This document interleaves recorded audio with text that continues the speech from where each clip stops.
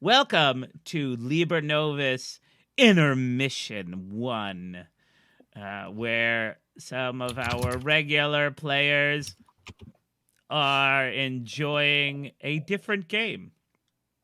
We're going to step back from the mysteria. We're going to step back from the world of urban fantasy, and we're going to play Granny Solving Mysteries. We're going to play Brindlewood Bay, which is a game I've been super excited to play for a long time. I'm a big fan of both shows that involve old ladies, like Golden Girls. I love the mom, like the old mom on Sophia.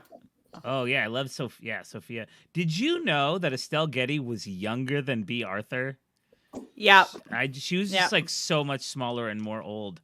So I'm a I'm big sure fan. makeup had nothing to do with that. I'm sure not. It never does. And so I'm a big fan. Yeah, I'm a big fan of Golden Girls. Big fan of shows like Columbo and Magnum PI and Murder. I love week of the week mysteries. And so yeah, this is all coming together in this show. Our mystery takes place in Brindlewood Bay, which is the name of both the role-playing game and the location, a small seaside town somewhere in New England, somewhere between Augusta, Maine, and Boston, Massachusetts, is Brindlewood Bay, which can trace its roots all the way back to the original colonizers from England, as most of these places can. Lots of daughter of the American Revolution around. And let us introduce our players and who we are playing, because it's different this time. And let's start with alphabetically our character. Oh man, never mind. Let's start character? Nope, never mind. Let's start with Paxton. Paxton's to my left. Hello, I am Paxton. I use he/him pronouns. Today I will be playing Dahlia, who uses she and they pronouns. Oh. And tell me a little bit about Dahlia. Dahlia is a retired librarian who let me see.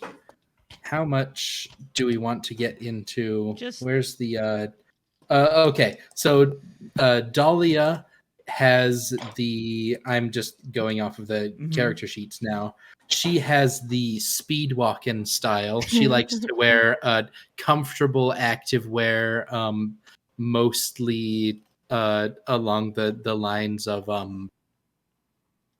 my mind just went blank. Why do words not work today? Track? Yeah, mostly like track suits. And they all have hand stitched either coal miners or Teamster union logos on them, because she has family members in both those unions. It feels. Did you retire to Brindlewood Bay? It feels like you and your late husband probably are from West Virginia or something. Yeah, something like that.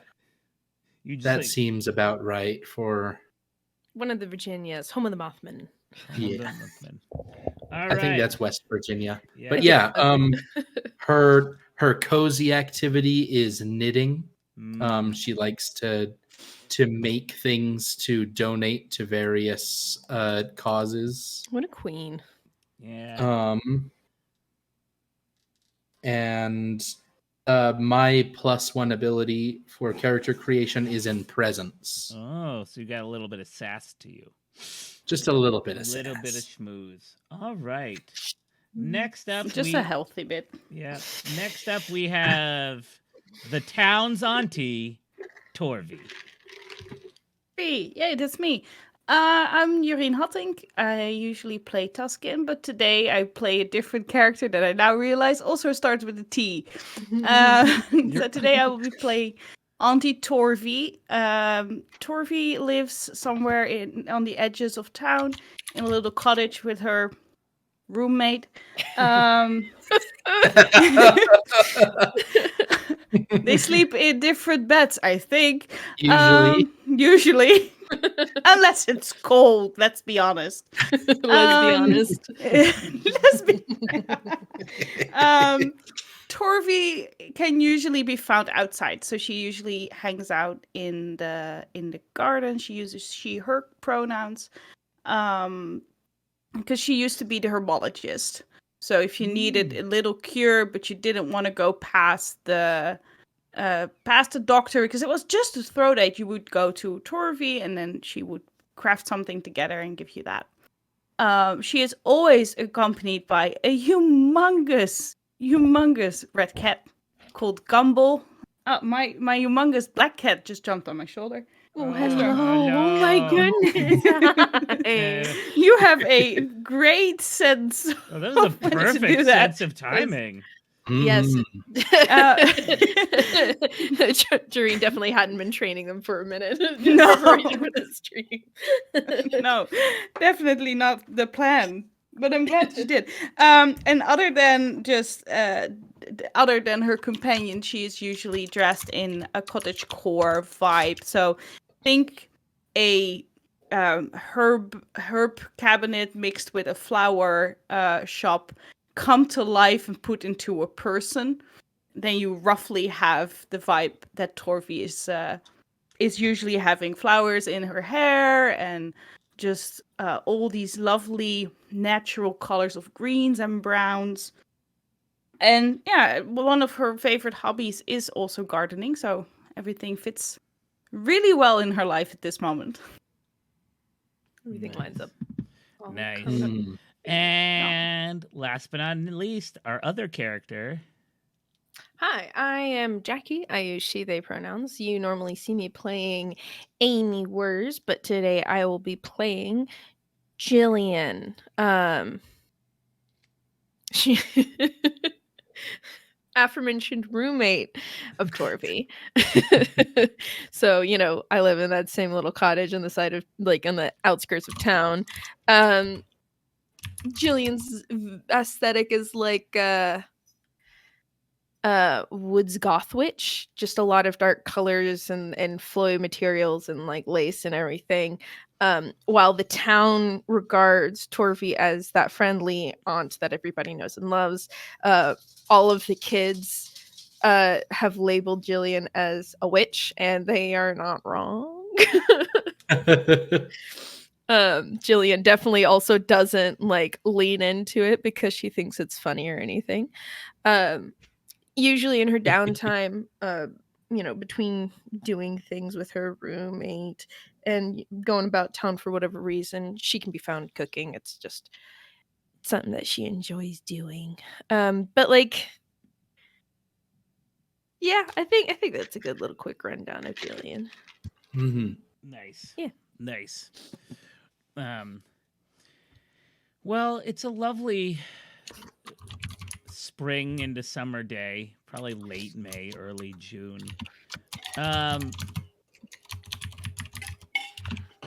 Jillian, you are sleeping. Mm-hmm. Or you were sleeping, and you just can't shake this weird little dream that you had as you and Torvi are getting ready to head to your Sunday morning meeting of the Murder Mystery Mavens, which is what your book club is called. And in your dream, there was a series of fish, 9 fish, in fact, all in a circle. And from their fish eyes, there was seeping a purple black-like liquid, and they sang in terrible unison. a song of it's hard to hold on to the words, but it was something about a broken table, a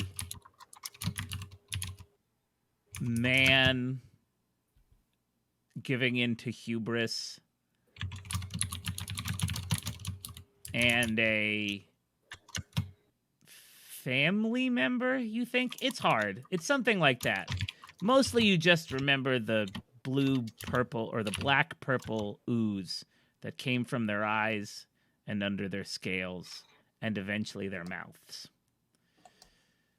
Torvi, you saw Jillian come out a little awkward from one of your bedrooms. I was gonna say, are we? Was it cuddle night? Was it cold? Was it cold that night? And so the question I have for you: How did you help Jillian feel better? Well, I think Torvi is the person who just gets out of bed way before Jillian ever does. It's like, the sun is out, I'm up and going. So as soon as Jillian exits the room, it's like, honey, you look awful. Wait, give me just 2 seconds. I had your coffee ready already, but I'm going to change it up a little bit. And she's just going to spike the spike. Yes, I was going to say spice, but we're going for spike now. Why not both? Yeah, exactly. So she's going to wine. No, just a little bit of probably rum, honestly. Just a little splash of rum in her coffee, and then adds a little bit of cinnamon still, because that lifts your mood, and chocolate sprinkles on top just to really boost the mood even more, and then a little liquid honey, because you need that sweetness to start going, and then some Irish cream. She would take the glass, like holding and feeling the warmth for a minute before taking a slow sip, and then just being like, "Thank you, honey." Oh, so welcome. So thank you. Is anything wrong? I had the oddest dream. I don't like when I have these dreams. That is a clue. Like, that is the clue to just have Torvi be like, take her own cup and just sit down, and she will not move until you tell this entire story. Oh. I don't think there's a need for me to rehash what Ben just said. So, like, she would give it, like, in that same way that a person shares a dream that is just slowly slipping from the grasp of their memory. Jillian, like, just goes through what she remembers of it. Nothing necessarily bad happened. It just felt wrong and weird. But what does it mean? Do you know? I know. Well, fair. Maybe the ladies at the book club have an idea. Yeah, at least it's book club day. And in fact, your book club meets in the back of Scheherazade Stories.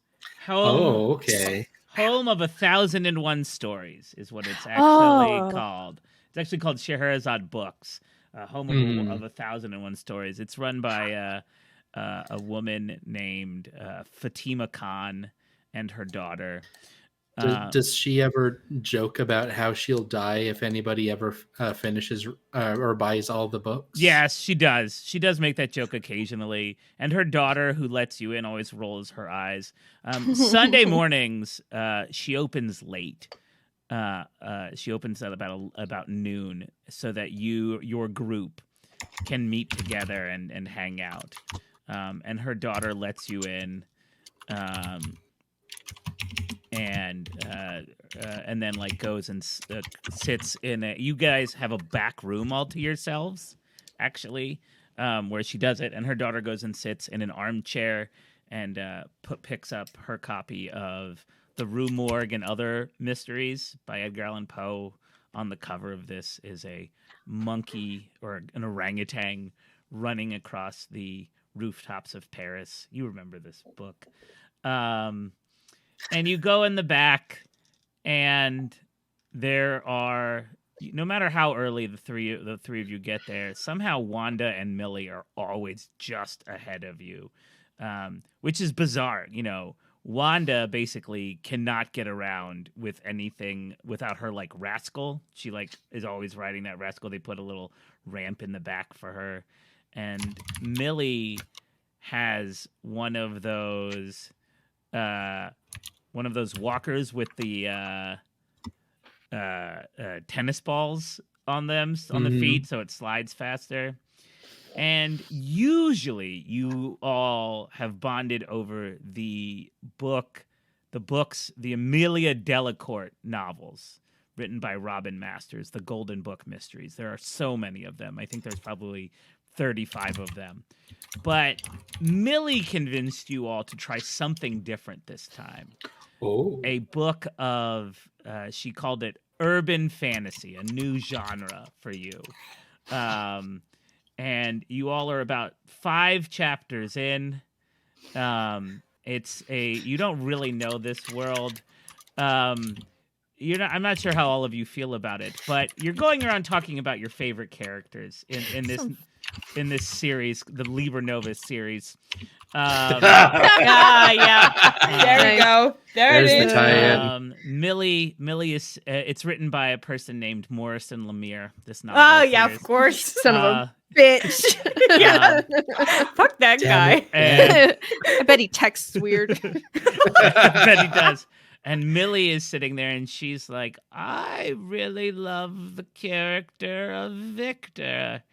In the last chapter of the last chapter with him, I found it to be very interesting that we got to experience him pre-burning. I hope we dive into his past and the decision he made more." And then the other one goes, No. The one character I love the most, the one whose history I think we should look into more, is David. I was particularly excited and moved by the scene with the child. He is a deep character, and frankly, I find his saucy ways to be hilarious.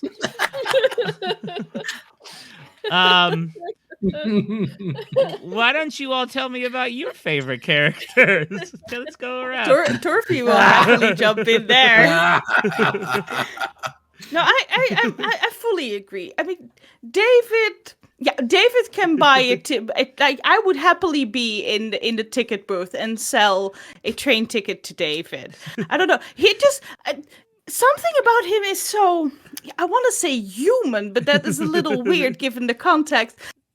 It just means that I can bond with him a little bit. I can understand walking through the world and just not understanding a single thing that is happening around you.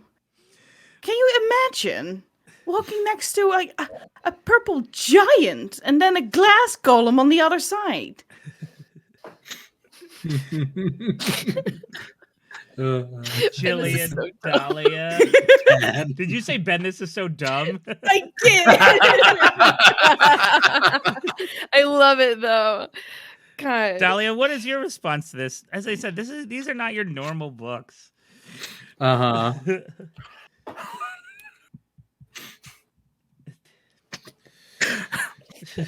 Go. Well, if we're going to talk about trains, that Tuscan could probably do it. Probably soup What? like The author sure spent a lot of time describing him without a shirt. Yes. And, I did read ahead a little bit, and there is an interesting scene with a lot of milky imagery. My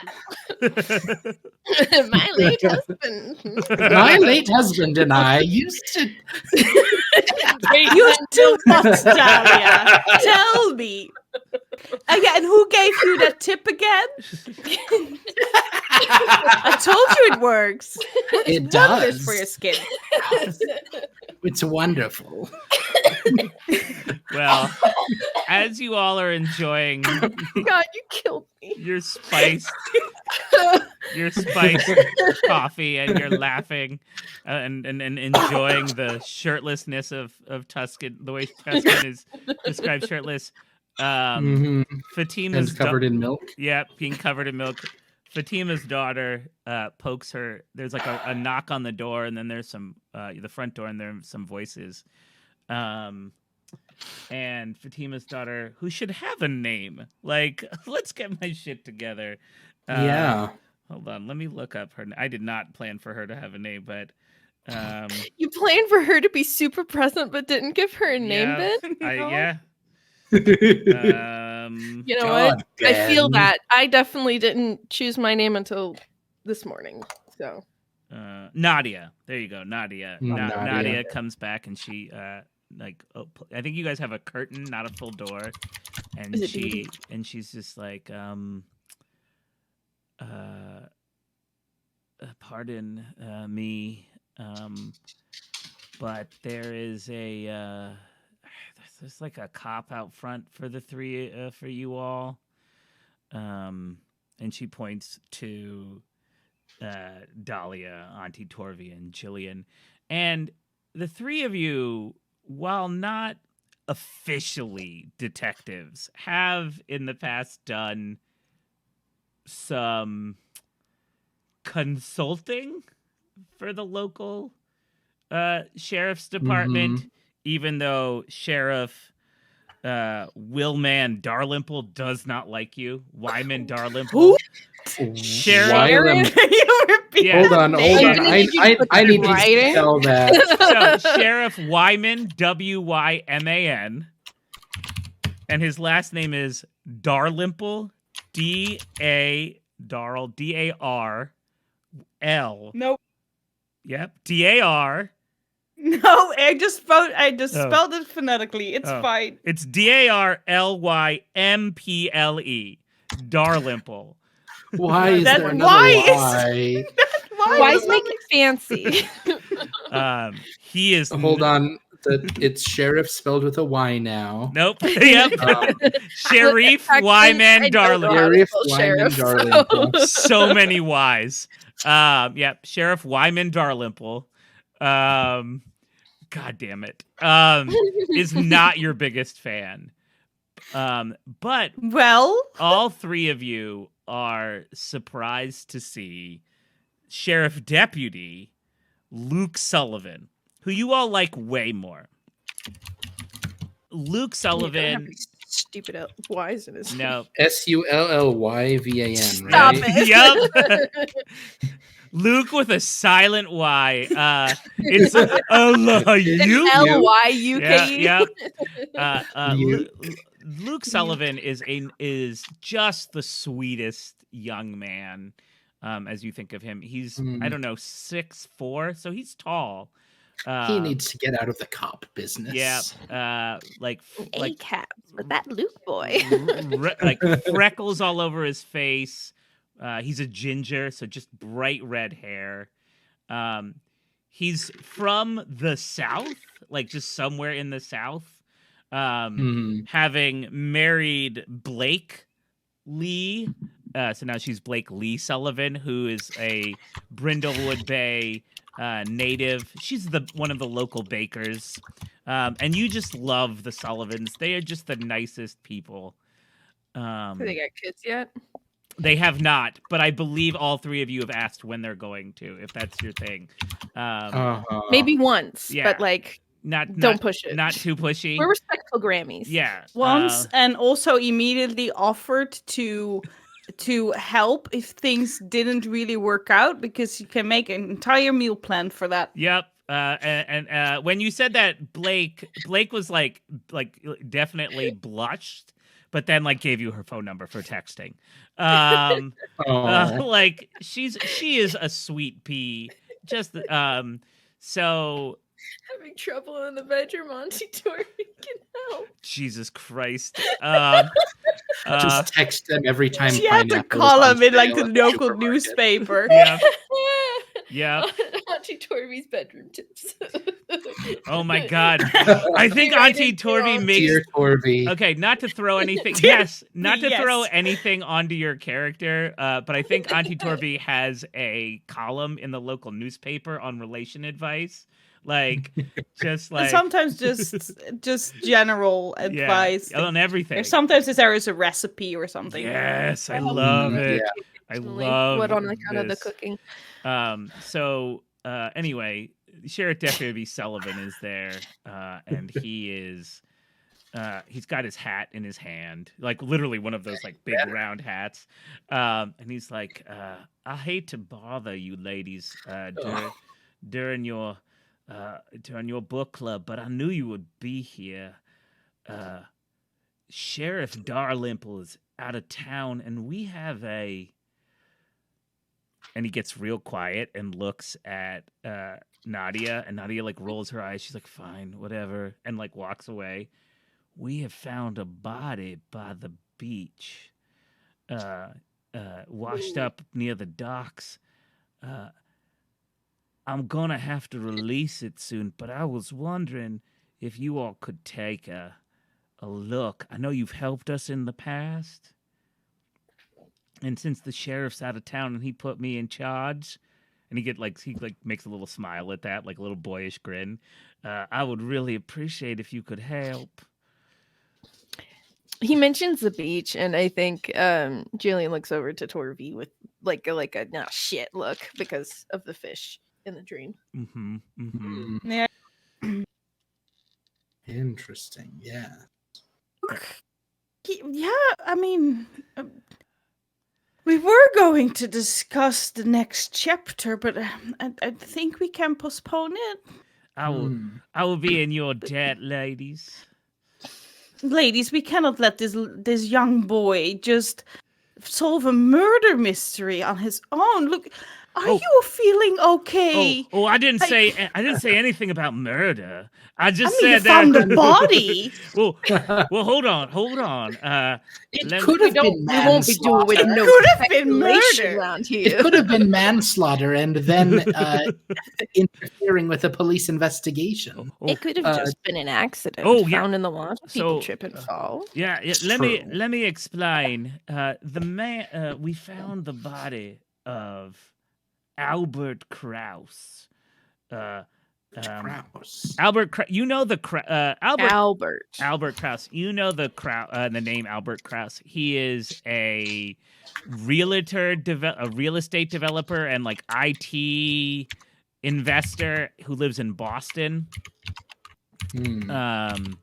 And the Krauses he's probably in his mid 50s. But the Krauses have yachted up to Brindlewood Bay once a year for the last like 4 or 5 years.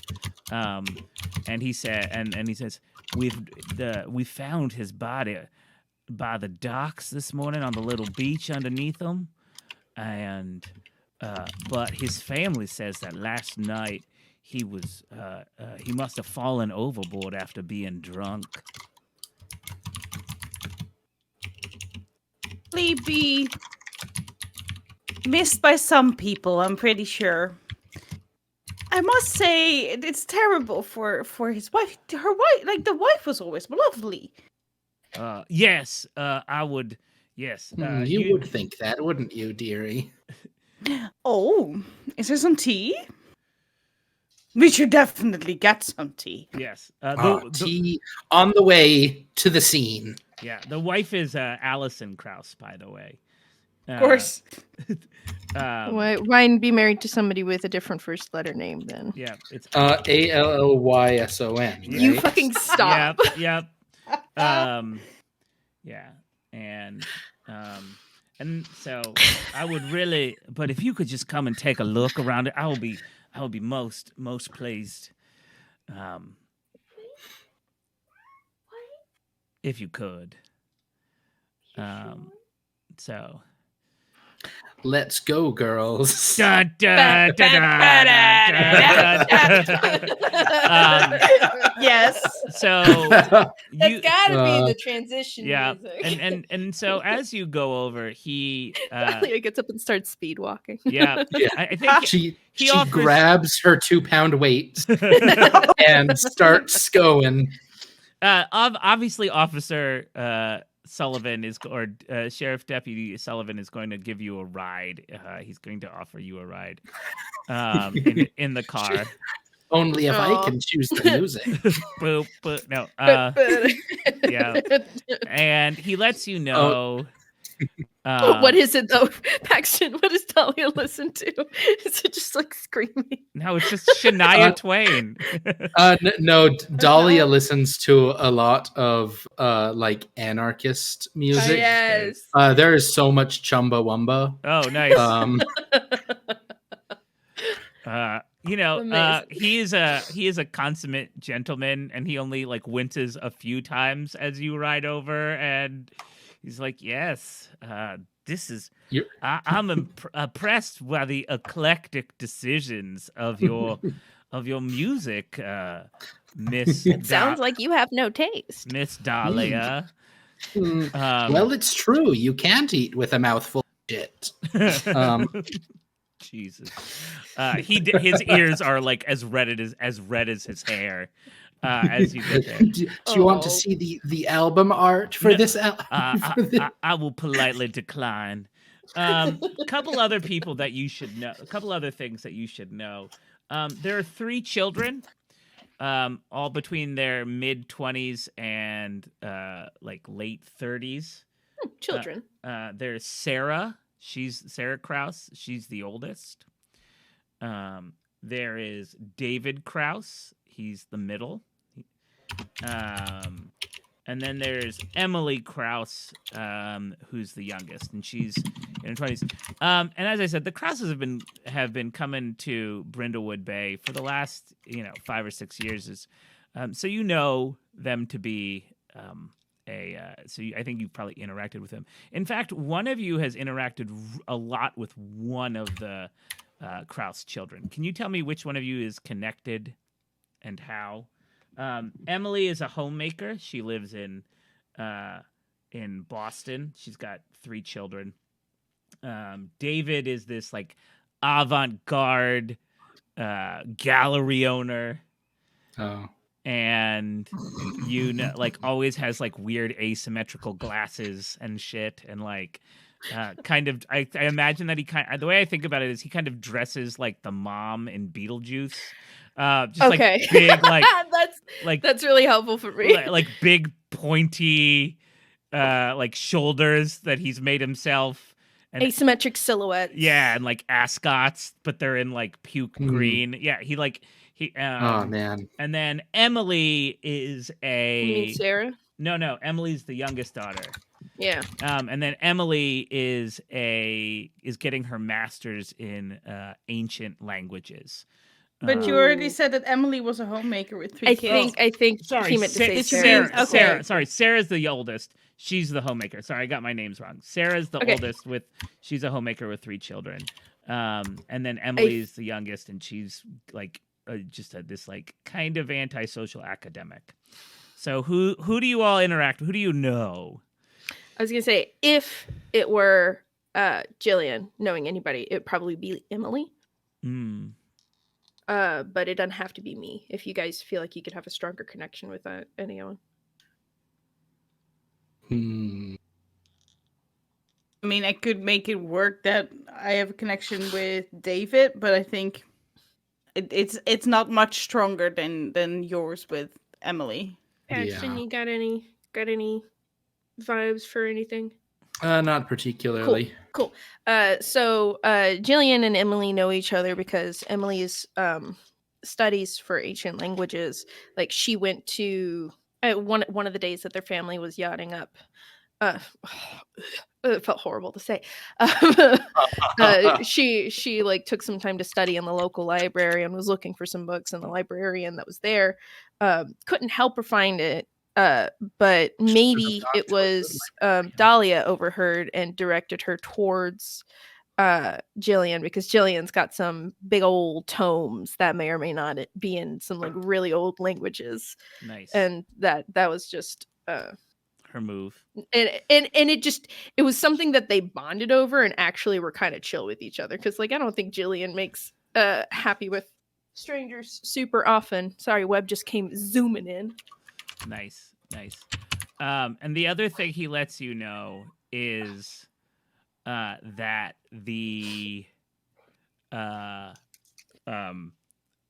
that because of a river flooding, or because of a storm the other day, the river, one of the bridges from the bigger city is still one-laning it, so traffic is really bad.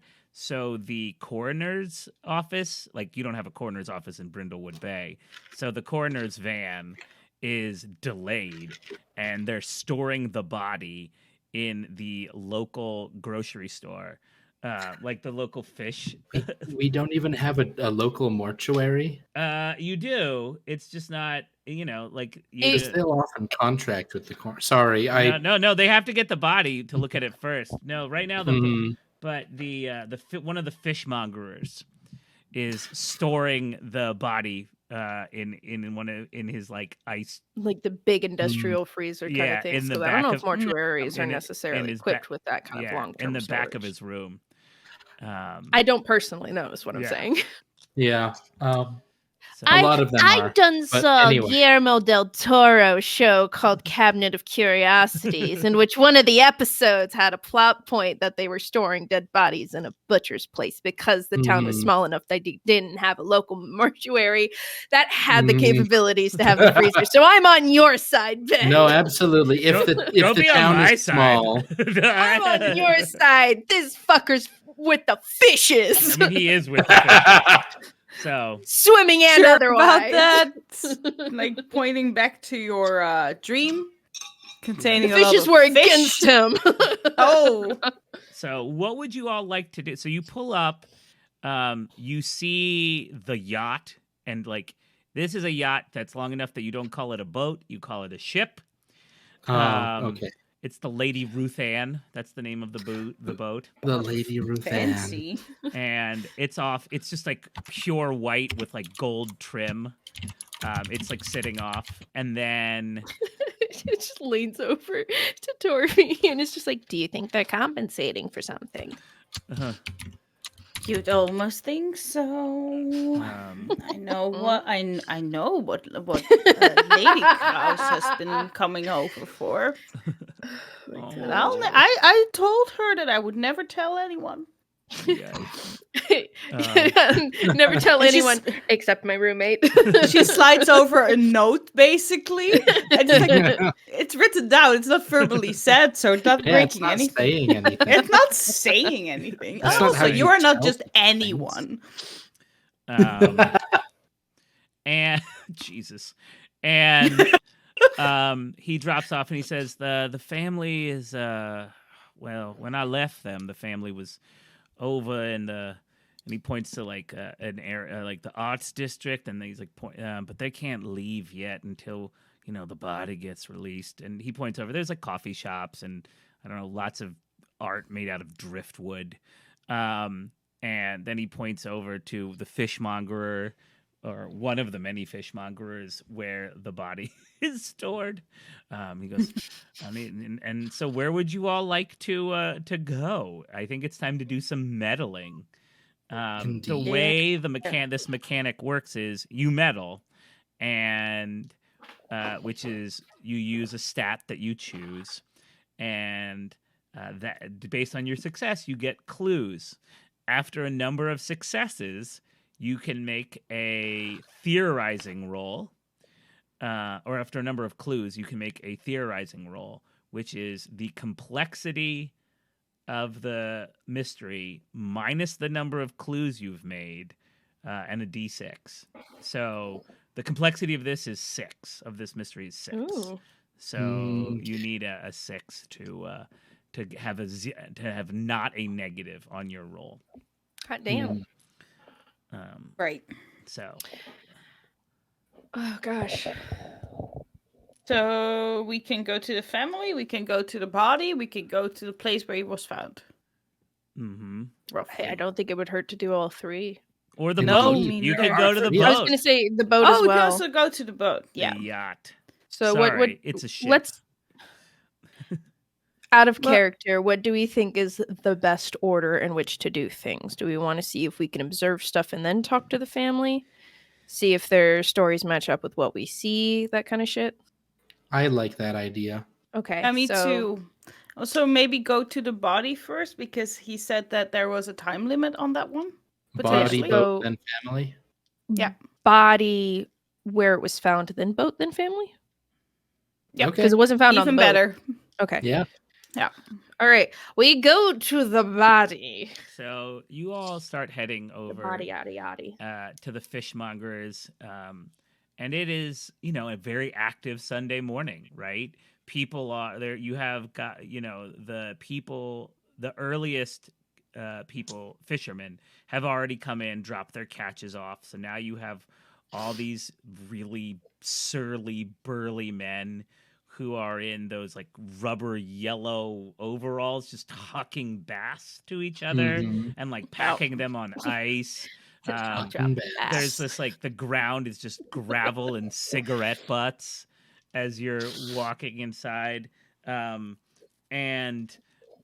Etienne Beauregard, who you know, Yes. Etienne.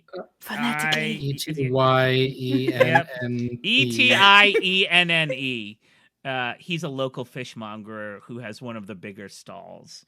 Beaurega. He's got like a big, like a curly silver beard, just the forearms of a Popeye. And he's got one of those builds of a guy who used to be all muscle, and then some of the muscle's getting a little bit to paunch at this point.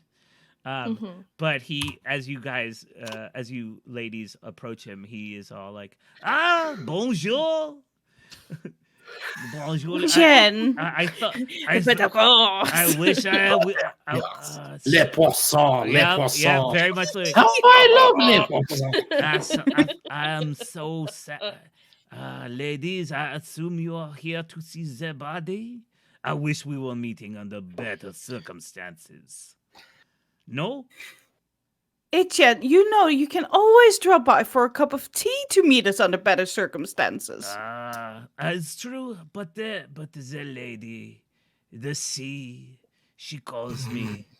I cannot be too far from my love.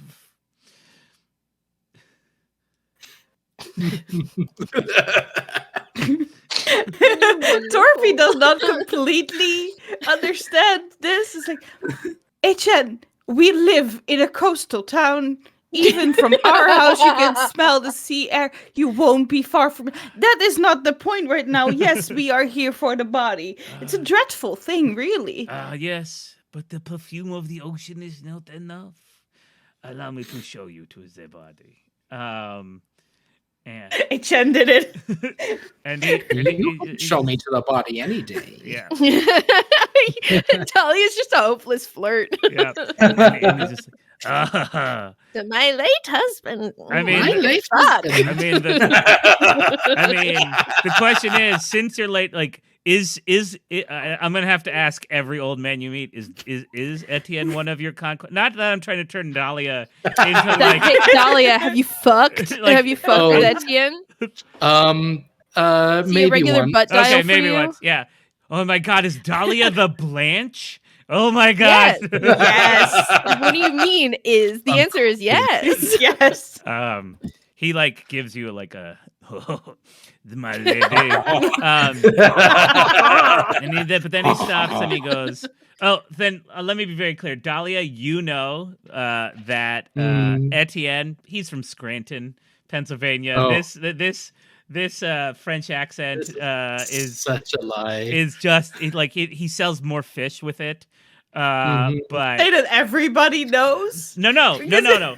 Only Dahlia. Okay. Only Dahlia Yeah. knows. If But has Dahlia told us? God, Yeah. I think he swore. Oh, absolutely. Oh. I've absolutely told you. Oh. But asked you to be nice about it anyway. Fair enough.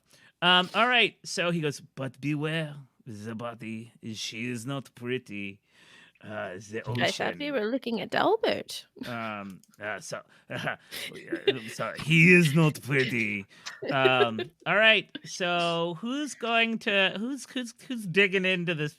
You show up, and it's like it is in fact a very beaten up, like the ocean. She was a cruel mistress and rolled this body a lot. It is covered in bangs and bruises and stuff. The clothes are waterlogged. It's a little swollen with seawater. So you can see there is a tan that is already fading to rigor, and the bluing. The lips are blue from the ice it's packed in. It's right there between the haddock and the shrimp. It's really kind of uncomfortable. Right there between the haddock and the shrimp. Yep. Oh, Gumdrop, no. Yeah, Gumdrop wants to jump and meow just the whole Gumdrop time. is gonna start eating shrimp. Yeah, Shrimp. Yeah. I think Gumdrop is actually by the lobster tanks, just watching those rubber band motherfuckers. Oh, Gumdrop be eckin'. Yeah, it's the tail is also flicking dramatically. Yeah. Mischief is about to happen. Yeah, for a fat cat, that Gumdrop's got some ups. Webb has been behind me, just tail thumping against the wall because there's a big window and he can see a lot of birds and stuff. So. Stormy is sitting right next to me, staring at me, and I am very much prepared for him to jump up again. All right. So who's gonna? What are we doing? Who's gonna do what? Ooh. You got a dead body. I need to remind myself what each of these skills go for. So basically, yeah. So you can search the body if you want. You can just look it over. You don't have to get into it. But basically how it works is you decide. It's very akin to the game that you and I play, Yureen. Very akin to the Veil, where you decide how you're approaching it. Are you approaching it with panache? Are you approaching it with stealth? Are you approaching it with just getting your elbows up there? You know what I'm saying? And based on how you decide to do that, you roll with that stat. So, if you're deciding to roll with if you're rolling reason would make a lot of sense. Yeah, right? if you're rolling with reason and things like that, you're probably going to use your it's like using your smarts. Yeah, using your smarts. Yes, so that would be your reason. Who's got the best reason among us? Is that you, Dahlia? My reason is the default +1. So you have a 2 in reason. No, just the 1. Or no, it is the default. Sorry, you didn't add the plus. You didn't add +1 to your reason. Right, I added. You give it presents. That's right. Yeah. That's right. Yeah. So, what do you? What do you boost, Joreen? I boosted vitality, so I think every one of us has just one reason. Mm-hmm. Yeah. I was thinking of potentially looking at it just because that dream and the fish and everything. I think a lot of what Jillian's going to be looking at, if possible, is going to be with sensitivity. Just because just the whole thing stinks, and it's not the fish. It's not the fish. It's not the fish. So if we're allowed to have more than one person take a look at their body, is it I don't play Powered by the Apocalypse shit super often. So can you do a support role? You can do you could do a support role where someone takes a lead, and I would argue that if someone else wants to help and can get a 10 or higher on their roll, that it would add a +1 to your thing even more. Okay. So who wants? That's fine by me. So who wants to lead? Who wants to support? I think sensitivity would have to be the support, just so Okay. if you're going to support. That's fine. That So I'm rolling 2d6 plus my sensitivity. Yep. I think I will go for this. For the record, I'll be rolling with my composure. I'm just like whipping out a like hanky and covering my mouth and nose and just getting up close to this thing. I got an 8 total. So no help. No help. Sorry. All right, go ahead and roll. Let's see. That adds up to a 7. Okay, so a 7 is a hit. Hit. Complication. With a complication. I get a clue with a complication. So I'm going to say this. So the body, it's impossible to tell how this person died. There are, I mean, none of you are forensic scientists, right? Or like crime lab people. So you can't tell if any of these wounds came pre or post mortem, right? Like there's a lot of bruising and there's a lot of a lot of various cuts and scratches and stuff. And I don't know how, right, with your hanky in front of your nose, you're not going to strip him bare and go into his guts or anything. But I do think you take the opportunity to go through his pockets just to see what was on him at the time. And you pull out a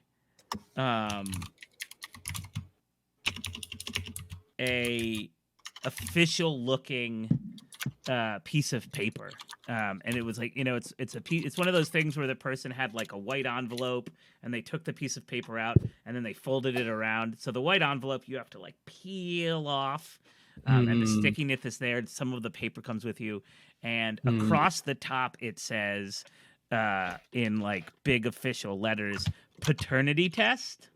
Oh. But the complication is the rest of the like who it was for and who it's in lieu to, that's all smudged and ripped up. So can we see where the paternity test is from? Some lab in Ohio. Gotcha. Like not anywhere close. So yes, you could see that, but I will say that there is it's like results of DNA test, paternity, and then the rest is just mushed up gobbledygook. Yeah. So that's the clue that you have gained. You just all over that gobbly. So maybe yeah. Are you putting it back or is it going into your purse? Oh, it's absolutely going straight into my purse. Auntie Torvi, what are you doing? I think I am very much preoccupied with keeping my boy out of trouble. Because I took a cat to a fishmonger. Yep. Gumdrop really... Is it Gumdrop or Gumball? Yeah, it's Gumdrop. Okay. So Gumdrop, like you have an armful of Gumdrop as you're like two arms. Yes, because Gumdrop is big. Yeah, as a big cat, like you like scooped him. I think Gumdrop started to put his hand into the lobster cage. Yeah. And you were like, Gumdrop, no, and you like go to sweep him up. And Etienne comes in and is like, oh, my sacre, the cat. Le poisson. Like, le chat. Yeah, le chat. That's right. Le chat rouge. Madame Torvi, please take your feline out of my fish shop. Feline. I love this man. Jen, I'm here on official business. I know, but could you just leave the cat outside? It will eat. It's not a dog. I cannot. No. I've seen that cat wait for you before. Yes, he's my baby. I'm not going to leave him outside. Please take that darn cat Yes. outside. Dahlia, don't make fun of him. My man will watch him, won't you? And there's like, it was like all those dudes who are like hucking fish. Zoom in on Gumdrop's face, and normally that is already a little bit of resting bitch face. It's so angrily looking at all of these men.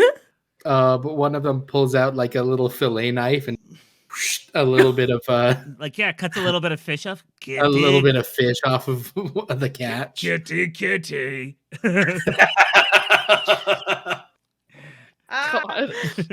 God. Is there anything? Yeah. Is there anything else you want to do in this scene before you move along? I mean, I think role playing a scene of just fighting over whether the cat stays or goes for half an hour would be Like a fun. good use of our time, yeah. I think Yeah. we can also just skip forward Yeah. to the end Yeah. and us being kicked, or at least Yeah. Torvi being kicked Yes. out of the fish Yeah. shop. Yeah, I think that's what we're gonna do. You're actually like we're gonna like the camera cuts, and you were all like escorted out, and Gumdrop is somehow stolen like Gumdrop has a like crawfish. half a pound of halibut. yeah, just like a Yeah. whole fish is in That its mouth is full. yeah, just like He's got it for the halibut. there's like a little bit of tail that's still like flipping in its giant cat maw. Yes. And you just hear and you hear like and yes, and you are escorted out. Yeah, and so, but that's what you have now. What's the plan? And I'd like to see where the body was found. Yes. Don't worry, Gumdrop. They didn't mean it when they called you fat. Oh, they meant it. He get a light This smack. covers the ears of Gumdrop. He doesn't need to know that. He has a delicate soul. Talia gets smacked by Jillian, and Jillian's just like, it's just big hair and big bones. Yes. Sure. So the body was found not far from it's not really a marina of sorts. It's more like there's like a pier, and it's where people both commercial. There's like an area that where all the commercial fishing boats go out in the morning, and then there's a bunch of area that's like where the tourist boats are done. There's probably there's a guy who runs like a Bay Area historical boat tour, but the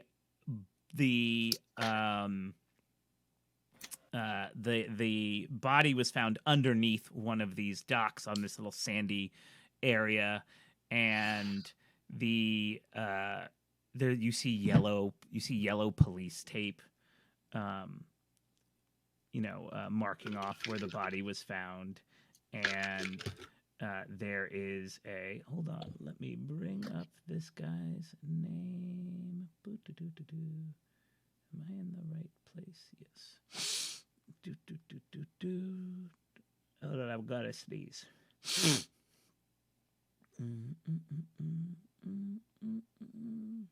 But you see the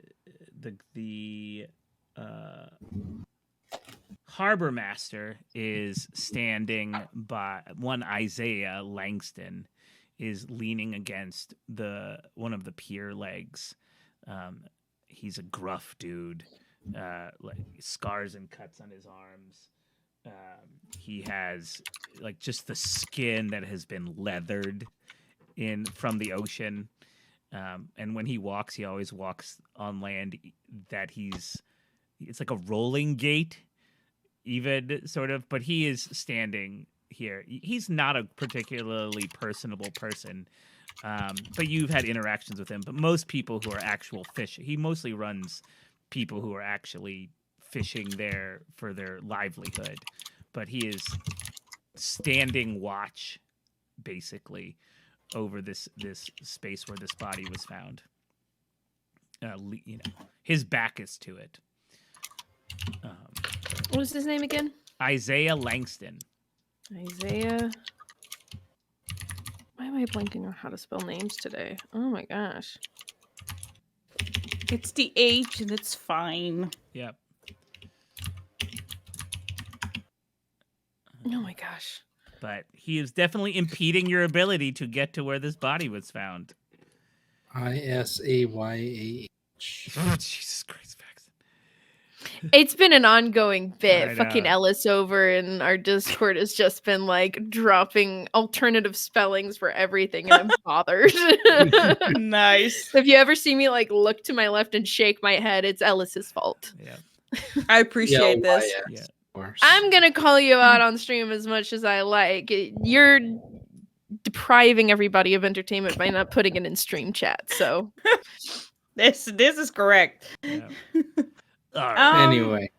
So we're just going to chat with Mr. Langston for a bit. Yep. how frequently me does to Dahlia call upon Mr. Langston? Yeah, that is the real question here. I'll put I Langston Dahlia's just like, I can I make that could hard distract leather a him. little soft. You could try. It would be that. Yeah, you could meddle if you wanted to in this particular case. Roll that presence. Oh yes. Oh my Roll that gosh. presence. Yeah, like I could distract him while you yeah, I could distract him. It just Um, slowly unzips the top of the track suit, shows off Oh, one the- shoulder.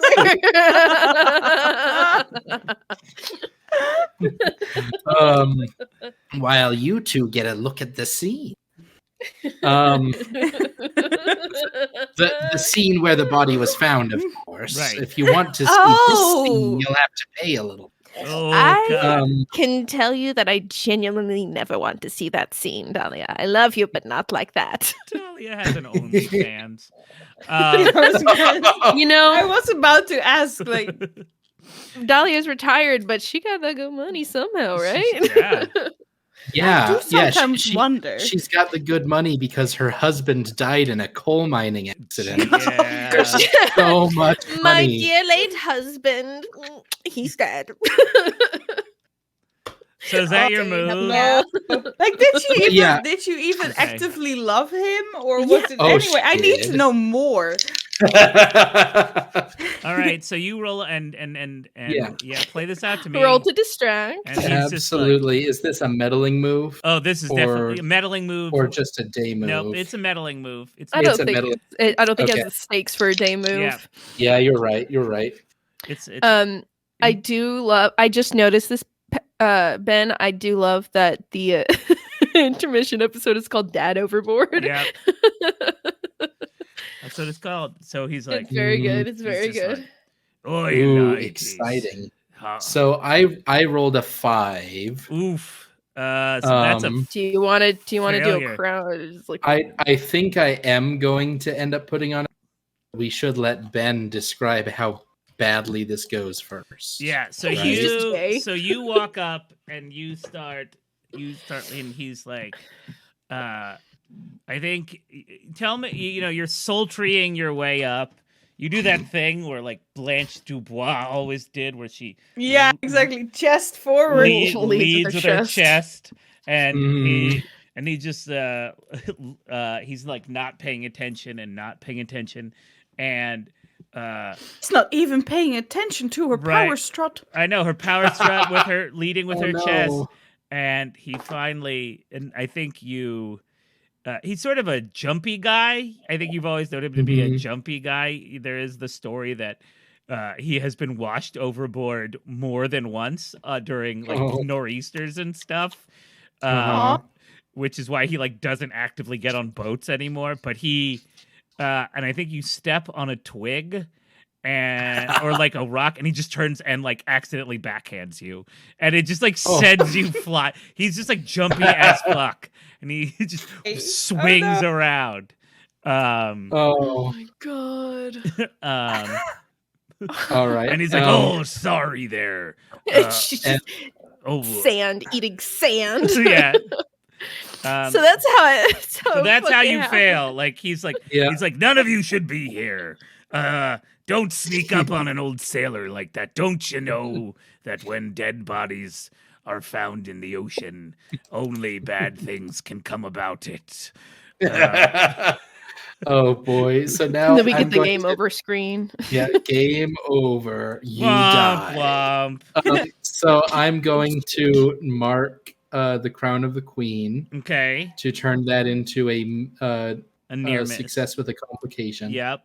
Or whatever it is. And I have the complication, so in my head Let's already. see. Are we going to describe this now, Yep, or are yep. we going to do it at the end? No. Okay. So Okay. tell me how you distract him well enough. Yeah. Which crowns did you choose? Oh yeah. First, you got to tell me your crown. First, you got to read. So I marked a flashback of your fondest memory.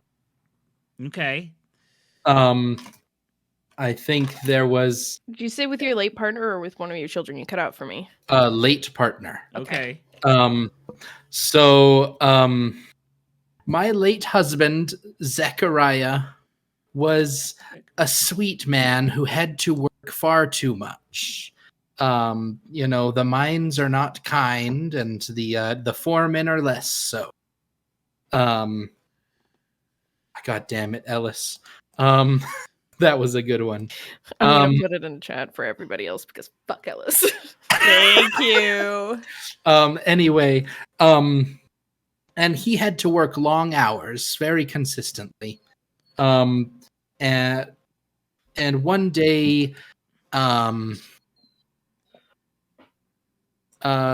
after we had been married for maybe 6 or 7 years, we had settled into our lives together. I was used to being home alone for a lot of time. I did a lot. Well, I'd had my own work at the library, but then I would come home and I would knit for hours before he got home himself. And let me see. We cut to this scene where she is at home. The sun is streaming in through the window. She's sitting in a little rocking chair knitting. And Zechariah, who is a big, like a broad working man with like permanent dark stains on his hands from his work, just sneaks up behind her and puts his hand over her eyes. And she does the like stand up and turn around and like swat his arm. Oh, how dare you sneak up on me like that? And then they just went off and they played hooky from work together. They both called in sick. Nice. And just went out and had a good day on the town. Nice. And so then we cut back to the present, and Dahlia sneaks up behind Isaiah and puts her hands over his eyes. Oh, nice. And says, "Guess who, dearie?" Love it. And I actually think that's where we're going to pause. We're gonna take a 5-minute or a break, and we'll be back, and we'll continue the mystery. Be back soon. And right. And we're back. You just successfully managed to distract Isaiah, like Harbor Master Isaiah's attention to you. Long enough that your ladies can sneak in. The roommates can sneak in to the place where the body was found. And so you, Torvi and Jillian, you get under the yellow tape. And you're sneaking. It's a pretty gravelly, not sandy beach sort of area. And you look around, you see the divot where the body was found, there's like a little number marker, like planting flag there. And there's not much else except that you see a little ways down the beach, something floating in the water. Not really floating, but like being washed ashore and then taken out to shore and then washed back into shore and then take it. It's glinting a little bit. And you need to get it feels important to you all.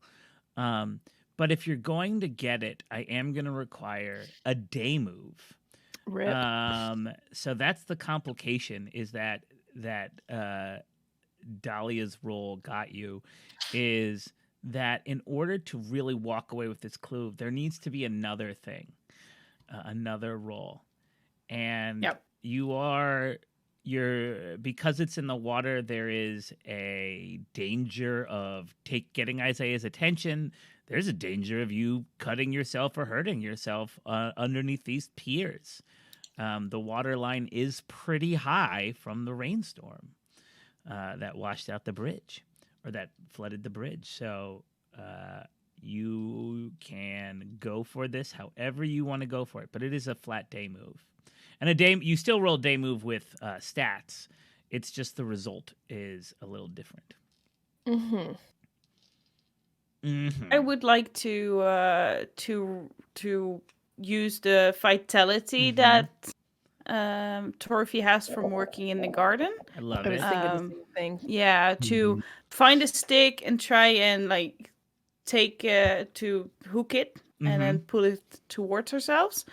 And then the risk being that she topples over and falls forward into the water with whatever consequences are. You'll probably wind up with some sort of complication, like a sprained wrist or something. Exactly. Depending on how bad you are. Love it. Love it. Please make that roll. Oh boy. Torvi also has practice like stepping carefully between plants and stuff. So like sure footing is something that she probably is practiced at. Yeah. Yeah, I think she does because she rolled a 9. Oh, nice. Ooh. Wait. That's a 9 on the dice. So it becomes a 10 because I have a +1. Just a hit. Just lovely a hit. hit. Yeah. Yeah, nothing. No, you landed it well. So tell me what it looks like when you use this stick to bring out a tiny Derringer handgun from the water. Oh God. Okay. It's like a 22, a 2-shot 22. It's a tiny pistol. Okay, so what happens is that as they cross underneath the police tape, obviously Torfi needs to put Gumdrop down, and Gumdrop might not be a dog, but loves sticks and loves to help. Aww. So he runs out and finds a stick, and that the stick is big enough for Torvi to thank you, Gumdrop. You're always so helpful. And then she walks to the waterline, Gumdrop in the back being like, no, I don't like her being so close to water. So there's a little bit of protest coming from there. She just reaches out and just manages with the end of the stick to there's a little bit of a knot there from a branch that broke off and just is within the place. No, this is going to sound so dumb. But in that place where your finger normally is, the finger trigger. guard. Yeah, the trigger with the finger guard. Well, the finger guard around the trigger. That's where she hooks it behind. It just pulls it up, and then it's on the end of the stick. You didn't even touch the thing. I know exactly what you mean. And it is an expensive pistol, just so you know. This is like white and inlaid with gold. Oh yeah. In fact, it matches the boat. Yeah, it does match the boat. In fact, it's got a monogrammed handle, like in with an A and a K in like gold lettering on the side of the handle. Oh. Corvus is spelled with a K this entire time. God damn it. It was Kraus. It's Kraus. Kraus, whatever. Fucking brain. Kraus. I've been spelling it with a C. Nope. Kraus. Okay. Everybody. Nope. AK. It's an AK. No. Yeah. No. Yeah, that was what I was saying. It was an AK-22. Yep. Okay. Yeah. So. Yep. So that's what you have found. It's pretty waterlogged. You're not certain it would shoot if you tried. How many bullets are in there? It's both bullets are in actually. Both bullets have been. So it has both bullets. Okay. It is. Okay, interesting. So he knew if this was his gun, he knew the person. I found something. Did you just yell that? Yeah. Oh boy. Like there's no subtlety. Right. Isaiah turned. Orphe? Isaiah was talking. Isaiah's busy. Isaiah is very, very busy. Oh, we're just flirting right now. You just If that's what you call flirting, honey. I think it's Luke actually that hears her because Luke has been tailing us probably. Like knows better than to leave us alone. Yeah, he likes us, but he still has, He's still his a own cop. rules that he has to follow. and he comes he comes stomping over and Luke, as I said, tall guy, well built, fit. He does distract Dahlia and Isaiah. He gives Isaiah a look does. as he walks by and moves the tape, and he's like, what have you no Aunt Torvi, what did you find? And then sees that it's a gun. The gun. And he starts fumbling in his like pocket for like an evidence bag, and he's like, "Oh, here, let me help you." And then she grabs it off the end of the stick and starts handing it to him. No, thank you, no. I will, and like glove and like zips it up.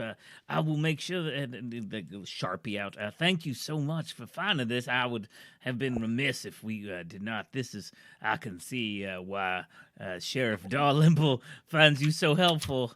What was that? Yeah. He loves it when we help. But I think we need to at least, I think it would be very wise for somebody, could be us, could be somebody else, to ask Miss, what's her name again? Allison. Allison. There are a lot of Yeah, misses. There are a lot of misses. Yeah. Allison is the only other one with a first name. We don't know what the middle names are, though, so. Yeah. If Allison knows this, first of all, if Allison knows this gun, and if it's hers or her husband's. As because that says AK. Yeah, it does. And this is not an AK. No. I'm very aware of my guns, on Torvi. She just glares at his biceps for a second. Oh, I'm aware too. And then he blushes again. That's just like what he does. He's like Mr. Blush. You have nothing to worry about, dearie. Thank you. I was I was planning now to go over to the families and we'll join you. Oh, so she just immediately cuts into his sentence. It doesn't matter what he wanted to say. Fair enough. And he walks Harbor Master, and then Harbor Master looks a little shamefaced. Isaiah looks a little shamefaced that you were able to get by him. And now you're over by this, as I said, this pier walkway of coffee shops and lobster roll places. God, I fucking love lobster rolls. I could go for a lobster roll. Yeah, me too. And Too bad we don't have lobsters in the Great Salt Lake. Anyway. I mean, I could go buy a lobster. No, I'm not going to.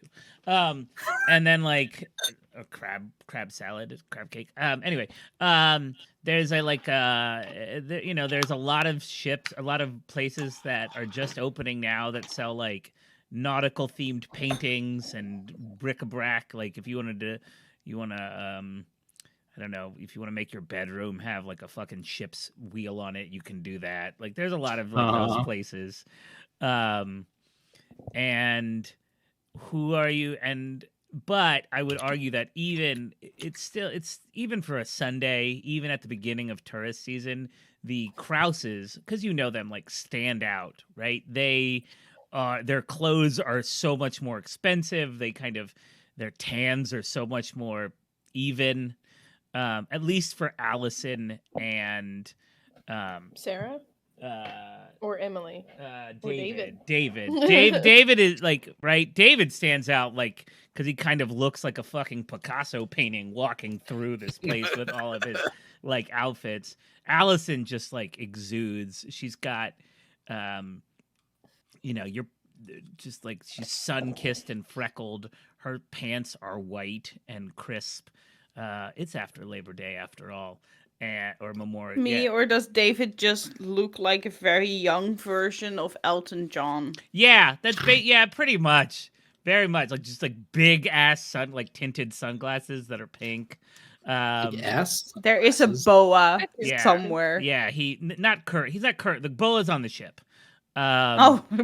It's not Boa night yet. No, it's not Boa o'clock. But he sports like a bowl cut, unironically, like on purpose. They're coming back, and I hope not. And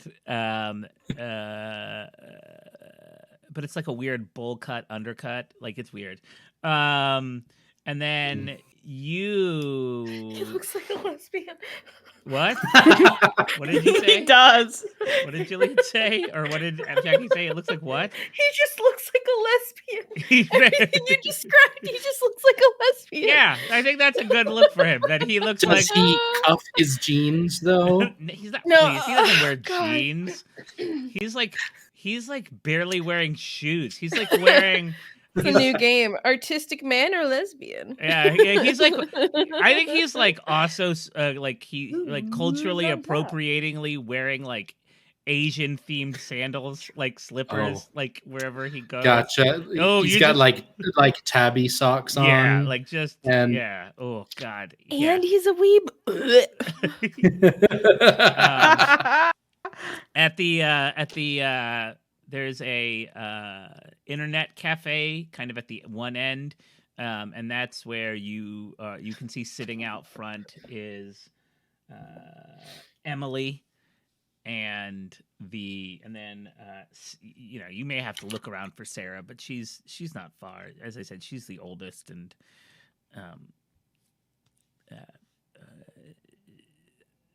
yeah, if you wanted to find her, she's not she doesn't kind of stand out in the way the other three do. But what are we gonna do? How are we gonna do this?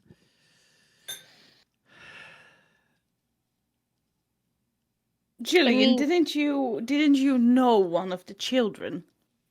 I've had some dealings with Emily.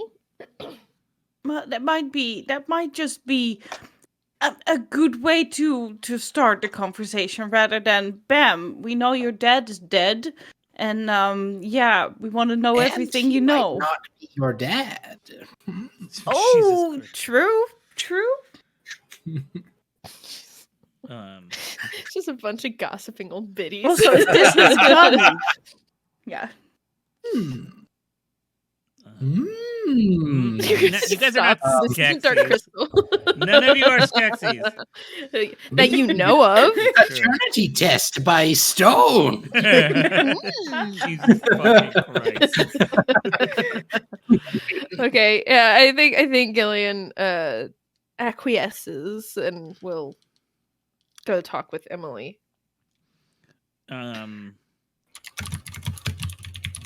Good God. So she is furiously typing on her computer. Are you just rolling up, Jillian?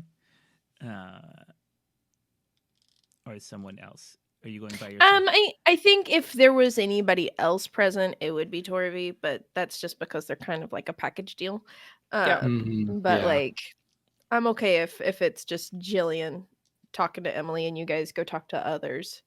I'm fine with that. Dahlia can pull some moves on David. Oh no.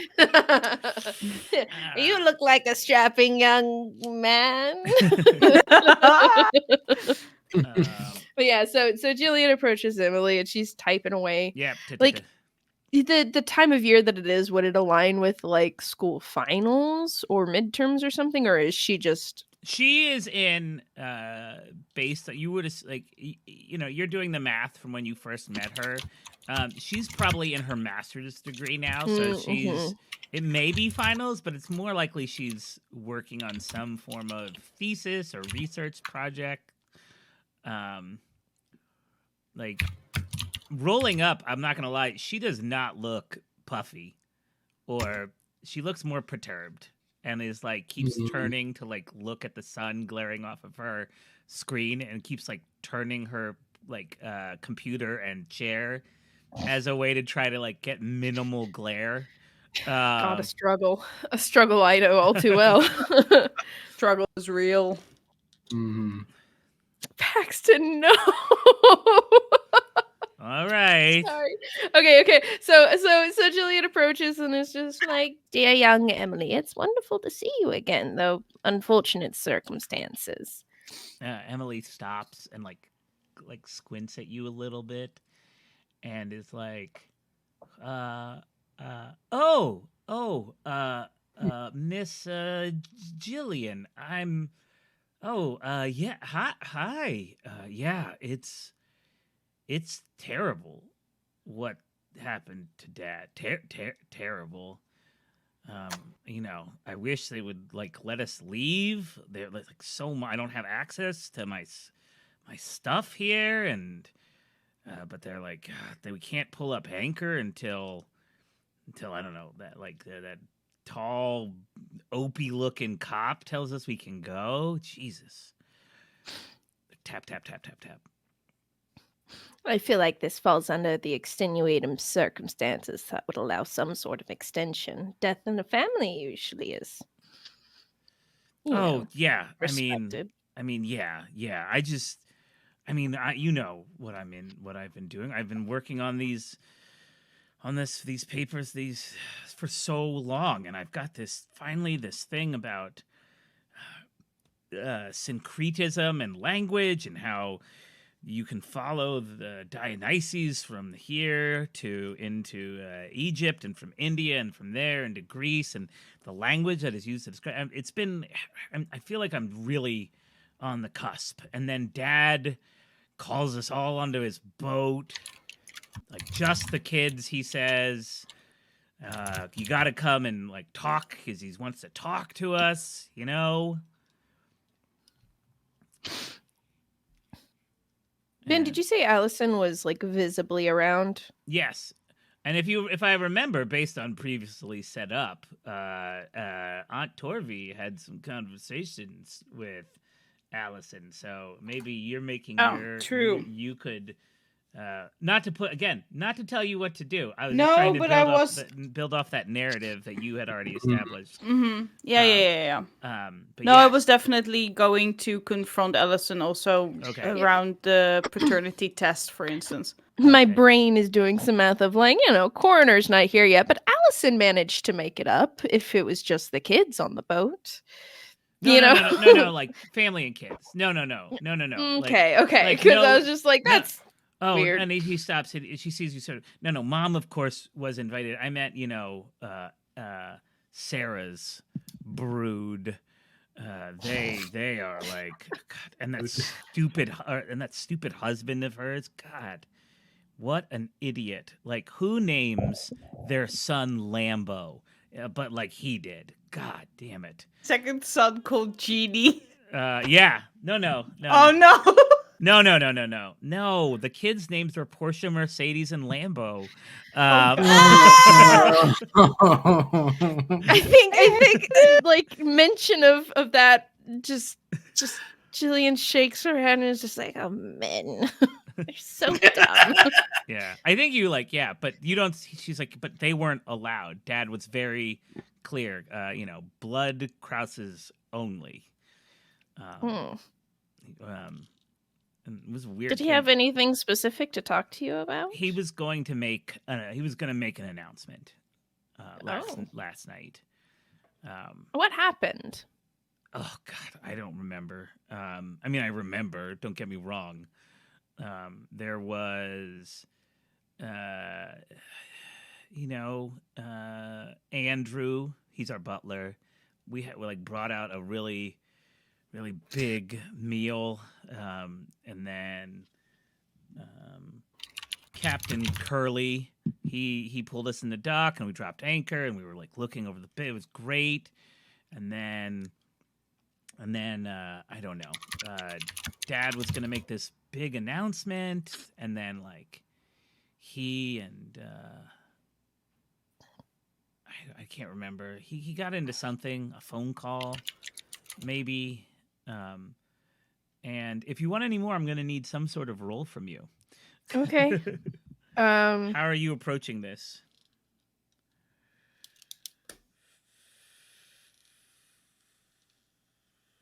I don't know how to do things. I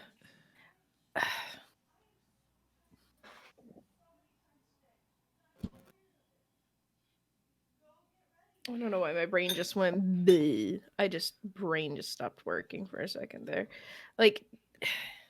It's just been conversation. So up to this point, it's felt like it's just been Mm-hmm. Emily, I don't know if Emily is just a gossip or felt safe to talk to Jillian about these things because of that shared interest in old stuff. You find somebody that you can talk to about one specific thing, and your brain is just I can talk to this person about anything. But I don't know what kind of role that would be. I mean, this just seems like a chit chat one, so it feels like presence. Feels like presence. That's fine. I can. Could I argue that it might also be composure? Yes, I was going to be the other thing. Composure would also work for me. Kind of just projecting a feeling of stability and being someone that others can talk to. Well, if Finn will allow composure, I'd rather roll composure. You can feel free. Listen, it's all the great thing about PBTAs is if you can make an argument, you can make an argument. So composure totally works for me as well. Cool. Then I like that. I think because it wasn't necessarily that Jillian was saying anything specific. It was just she was there. What is 7 total? Ooh. Which is a clue, but a complication. A clue, but a complication. I think you could use a crown to just turn it into a. Yeah, you could use a crown to make it into a 10. Could. Oh. So while you're thinking about that, I'm going to cut over to Auntie Torvi. Auntie Torvi, you're walking up to. Yeah, go ahead, Auntie Torvi. You're walking up to Allison, and I think she. Allison, I heard what happened, and I mean. How are you? How are you doing? And she looks at you and she's like, Torvi, it's so nice to see you. Yeah, it's it is killing me, this right now. No, sorry, that was terrible phrasing. It killed poor Albert. No, Albert? Did I mess up his name? No, it is Albert. Great. Albert the butler. But no. Andrew's the butler. But God, Andrew's the butler. But it's just like Albert to go and get himself killed, to fall off the boat. When I'm on the precipice of charity greatness, I don't know if you've heard. I don't know if words made it up to here. I know how Albert loved this place, but it's. No offense to you, it's a little quaint, but I am. I'm aware. It doesn't hurt me at all. I also don't like the news much. It's so negative these days. So just consider me unknowing. Oh, great! What big news? I want to know. I am running a charity gala for the 4th annual Warriors Ball. Yes, it's a charity that Albert and I have been focused on. It's about soldiers with testicular cancer and helping them. Oh, Warriors Ball. Yep. Sorry, I just. And these, okay. and we do everything from treatments to surgeries to chemo to prosthetics. It's just we hold it together, Jackie. And he's just they make prosthetic testicles. They do. They do. Know. Yeah. It's not balance, something I had considered before because it's one of those things where it's like, I'm just like, what benefit does this have? But like, image is important, and a person deserves to feel whole. However, I found this out a week ago. It gets weirder. A week ago, I found out that people do this also for dogs because they like the visual of that is weird. That one's weird. That one's weird. Well, now you know that Gyllenhaal has a dog that has these. Jesus fucking Christ! No. So wait, let me ask you this. No, anyway, so all right, and so she goes, and we were we were going to raise so much money. I finally had an A list. People were paying attention. I was going to have Paris Hilton's husband. And now Albert, I just like men. Just like a man. Yeah, I'm just I like know. a man to die. Just choosing the most opportune time. Yeah, she is really not sad about this at all. She's just frustrated. No, I mean, you could probably see a little bit of puffiness around the eyes. Like, oh yeah, she's in denial. She's she's hyper focusing on her move. Okay, got it. I think, yes, but a gala can still happen, and I don't want to pass it by too quickly. But I also I speak my mind, and my mind speaks me. So you could also potentially wing this in a way where it could be beneficial eventually, right? I mean, but before we go all the way to the gala, etc., isn't there? Don't you need to first be in the moment and just feel what is happening here? You feel a little bit detached, lovely. Oh, I can't. Of course, I'm missing poor Albert. He was my diamond, my golden nugget, my ivory statue of perfection. But she starts to she pulls out a handkerchief from her and dabs her. I can't, but they say especially women of my we must be strong in the face of adversity.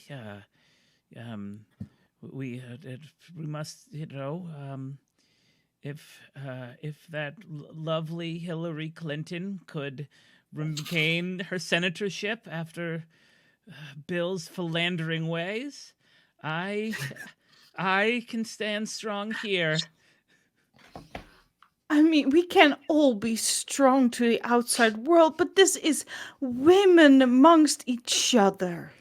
Don't always have to be strong. Do you think he was cheating on you? I mean, of course, I know that last year you came by to ask for some aid, but I didn't know it was for that. Like, why don't you give me a roll? How are you approaching this?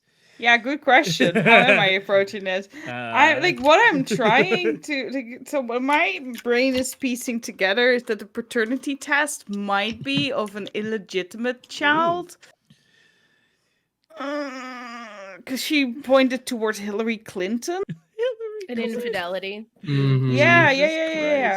Is that the name of the child? That's what you said. I mean, I was not heading there. That is, yeah. I think I do want to do that with composure, though. Okay, so okay. it is of course partially presence as well, but also I want to try and keep the emotion, and I want to try and keep her talking. without me giving too much information from my side. Okay, go ahead and give me a roll. Jackie, did you get a roll? Did you roll? I did. And you got... And then we decided I got a 7, Okay. which was mixed success, and I'm going to end up using a crown. And I figured out what I was going to do, okay. but we wanted. Oh, right. Go ahead and give me that roll. Go ahead and give me that roll, Torvi. I also got a 7. Join me, dearie. But a crown only boosts it by 1, right? By 1 rank.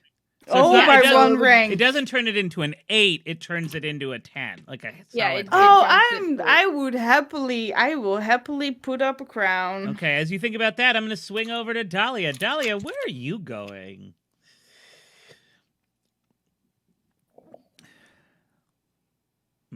Are you going to talk to the son or the eldest daughter, mother of many children? All named after... that is... All named after cars because her husband's a douchebag and a fool with a tiny penis. Wrong. He's much hung like compensation in this family. He's hung like a like a swing. Like so like a swing. Oh. What? Just down to the ground. You can sit on it and move back and forth while pumping your legs. Veto. I'm kidding. Oh, let's X-card that. I don't want to. That is not an image that anybody wants, I don't think. So who are you talking to, Dahlia? I'll go talk to Emily. Okay. I'm talking to Emily. Do you mean Sarah? Yes, I do mean Sarah. Sorry, I still have that first time Ben misspoke and accidentally said Emily is the 3. You can also spin it to be a quirky thing that you just do. You always call Sarah Emily. Just mix up 2 names the whole time. Oh, that's no, I could never would do that. So here's what I'll say. So you actually find Emily between Sarah. So fuck a duck. You find Sarah between like in a little space between 2 buildings, and she is actually crying. She is silently weeping into a monogrammed obviously white, obviously gold lettering, monogrammed handkerchief. And she is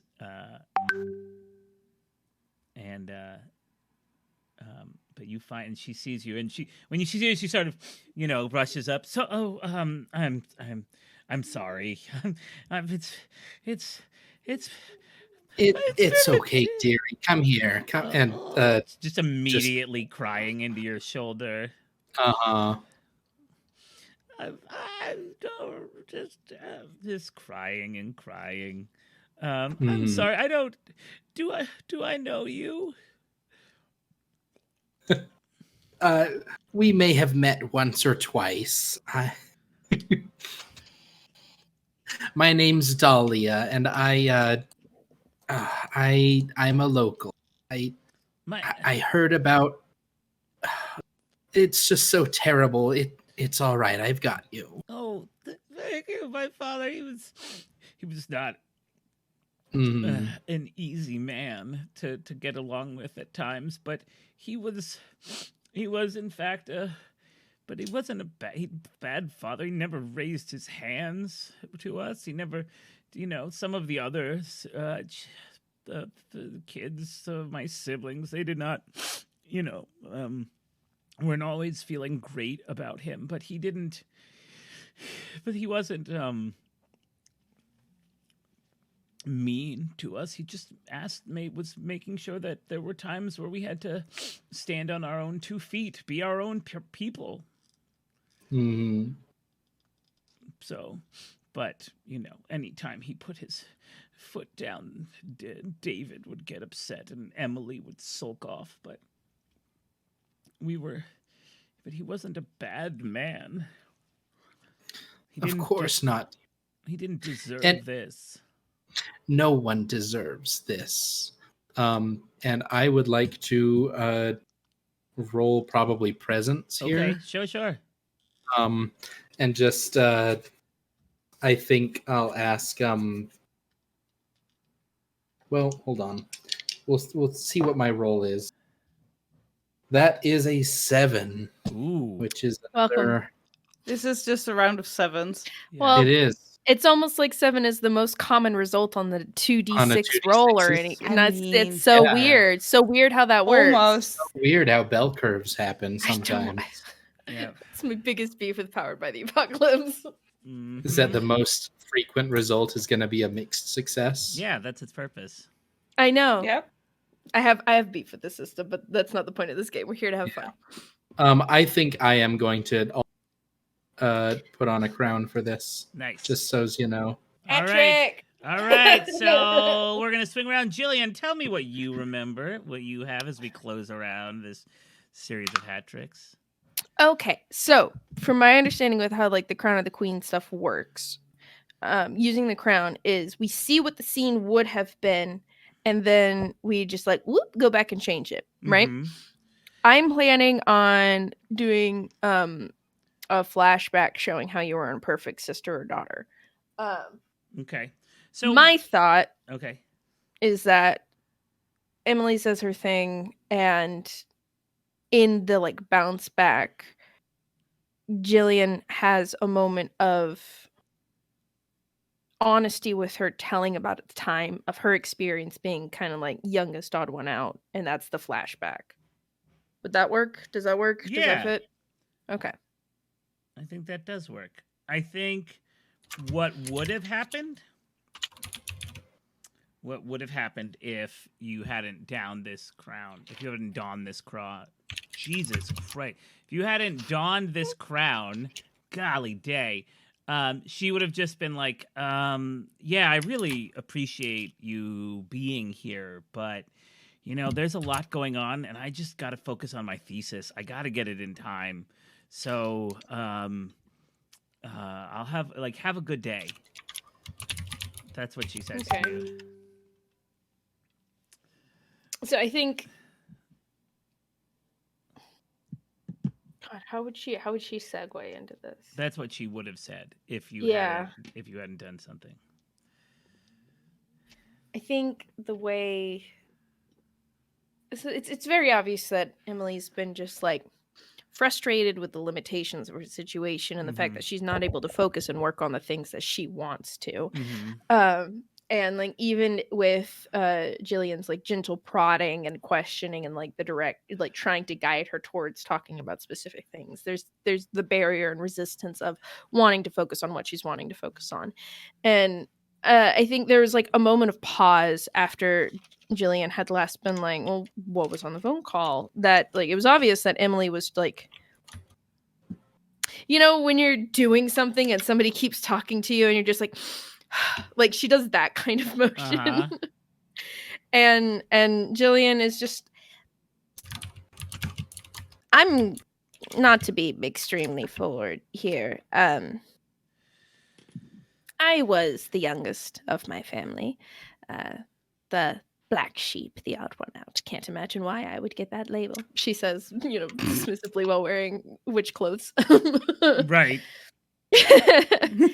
And I took it to heart. I carried it on my shoulder like it was the chip that I would bring with me to the grave.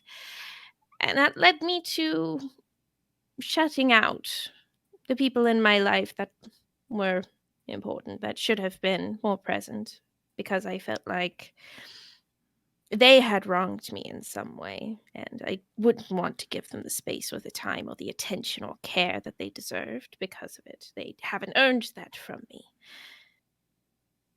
They've only earned my ire.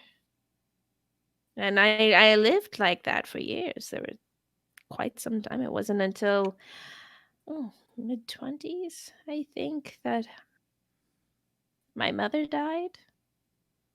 And I was at the funeral, and nobody spoke to me.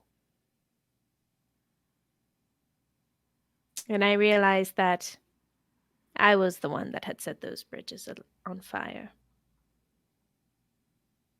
And I had lost so much because I had put so much focus on myself.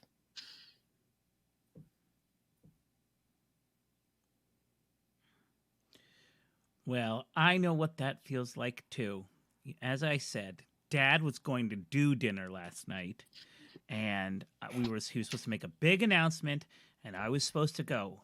But then I saw this, and she reaches into her purse, and she pulls out a guest list for the 4th annual Warriors Ball, and her name has been crossed off the list. Ooh. So that's what she's like, and I don't know why I was crossed off the list. I was gonna bring it up to Dad the next day because why the hell would Mom cross me off this list, or Dad? I don't know who did it. I just know I'm not on it. I know I'm not as glamorous as David, and I know I'm not as wealthy and socialite, and goddamn it, name my kids after expensive cars as Sarah and her husband. Fucking it's so dumb. Fair. It's so fucking dumb. I mean, Derek, what an asshole. And I'm so glad Mom and Dad made Sarah keep her name, because god damn it, when they finally get divorced, she shouldn't be walking around with the last name of Derrickson. Who the hell is named Derek Derrickson? God damn it. And I mean, isn't that just Derek Jr.? Anyway, I mean, Jesus, Derek Lambo Derrickson. God damn it, Derrickson the third. So she's just like, and also Derek Lambo Derrickson. She's like, and so she's just like, but double D. Stop it. She's like, I can't. Sorry. No, she's like, I can't. No, don't. You could. She's like, I just can't. I can't understand why I get left out. So, and sort of like, and I'm sorry. I really have to focus on this. I understand. Do you mind if I keep this paper? No, go ahead. And we're going to swing around now to okay. Auntie Torvi with what helmet? Nope. What crown are you going to put on your head? Yeah, I'm going to flashback to why not go for easy? I'm gonna go flashback to the late partner. Okay. Mm-hmm. Because that person now also cheated on me. That son of a bitch. Yes. Yeah. And then you start living together with your new best friend. I mean, roommate. Yeah. I understand what you've been through, and no. When Billy was still with me, and not with Sandra, Billy often wasn't home, and yeah, a secretary is easy to come by, especially if you are away on business quite a bit, and she needs to travel with you at all the dang times, but your own wife cannot. Just leave her garden behind. But of course, this is not about me. This is about you, and I can relate to at least what I have seen so far. And it's not much. It's not much.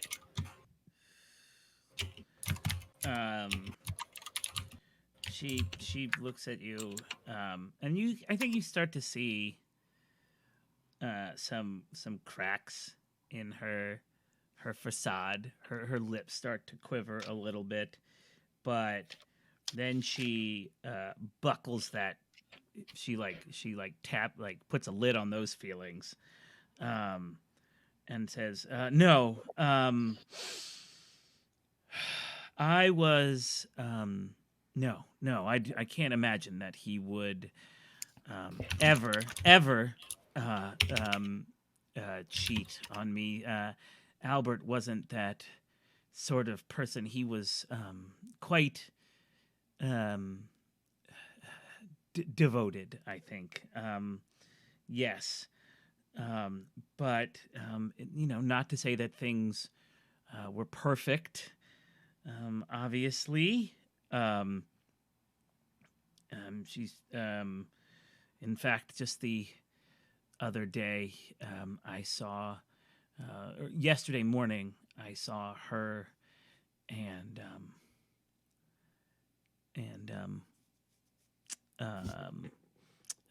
Sarah arguing on the deck. I couldn't make out what they were yelling about, but yes.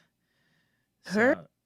So, I mean, I saw him and Sarah arguing. He, yeah. And then afterwards, he was very much into the cups, if you will, for most of the day. So, but yeah. I mean, which is why I'm assuming that he obviously had fallen overboard. Yeah.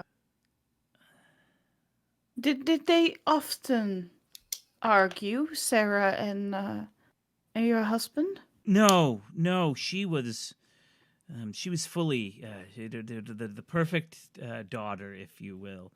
Would never did it. I mean, I think she probably, if I remember correctly, there was a rebellious era when she was a young teenager. We had some stuff to deal with, but Of course.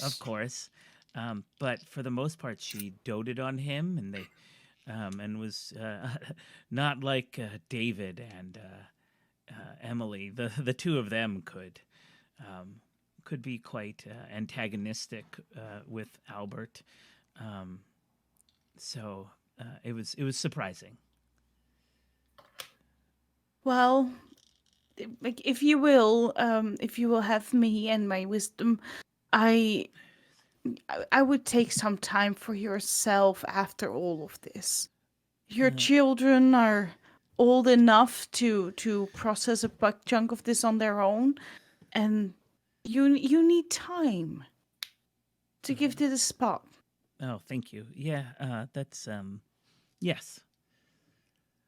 I can always recommend moving to Brindlewood, but I somehow feel like that is not really your aesthetic, so to say. No, my life is in Boston, and just the what would I do here? And then she sort of pardon me, I'm going to talk to Deputy Sullivan and see how long it will take us to get back to when we can leave and pull anchor. Pardon me, and she excuses herself, and we're gonna swing over to Dahlia. Absolutely.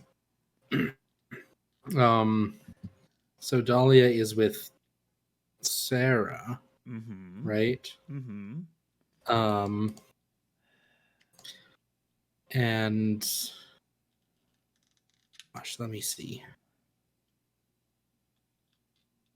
And how are the children taking it, dear? Oh, I haven't had the heart to call them. Tell Derek's out of the country on business, and they're staying with their nanny. They're the au pair. Helga is watching them. Father was very insistent that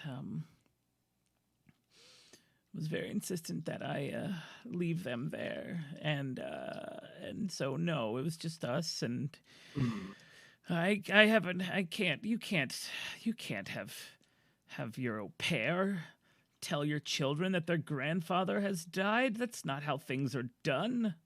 It's the au pair. Of course. That is really something that you need to talk to them about in person, isn't it? And it's okay to take some time to process yourself. Tell me, did you ever find out why just it seems so odd to me to only have your children present, and when you could also invite grandchildren. Do you know why that happened? Dad said, you got a 7, right? And you didn't want, Yes, I got a 7, and then I chose to use a crown. Which crown are you using? Crown of the Queen. A flashback showing how you were an imperfect mother. Oh, I thought that seemed relevant to this conversation. I didn't. He was just, I asked if I could bring the kids, and he said it needed to be a quiet weekend, and I have tried to be a good mother. I have, but they can be kind of wild, and it's just, now's your time for your flashback. Absolutely. Gosh, we have a flashback to again pretty young Dahlia. And she is at a gosh, what is it? It's some kind of like a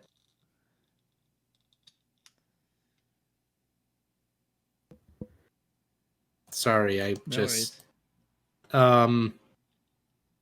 she's like helping prepare before some kind of event, like a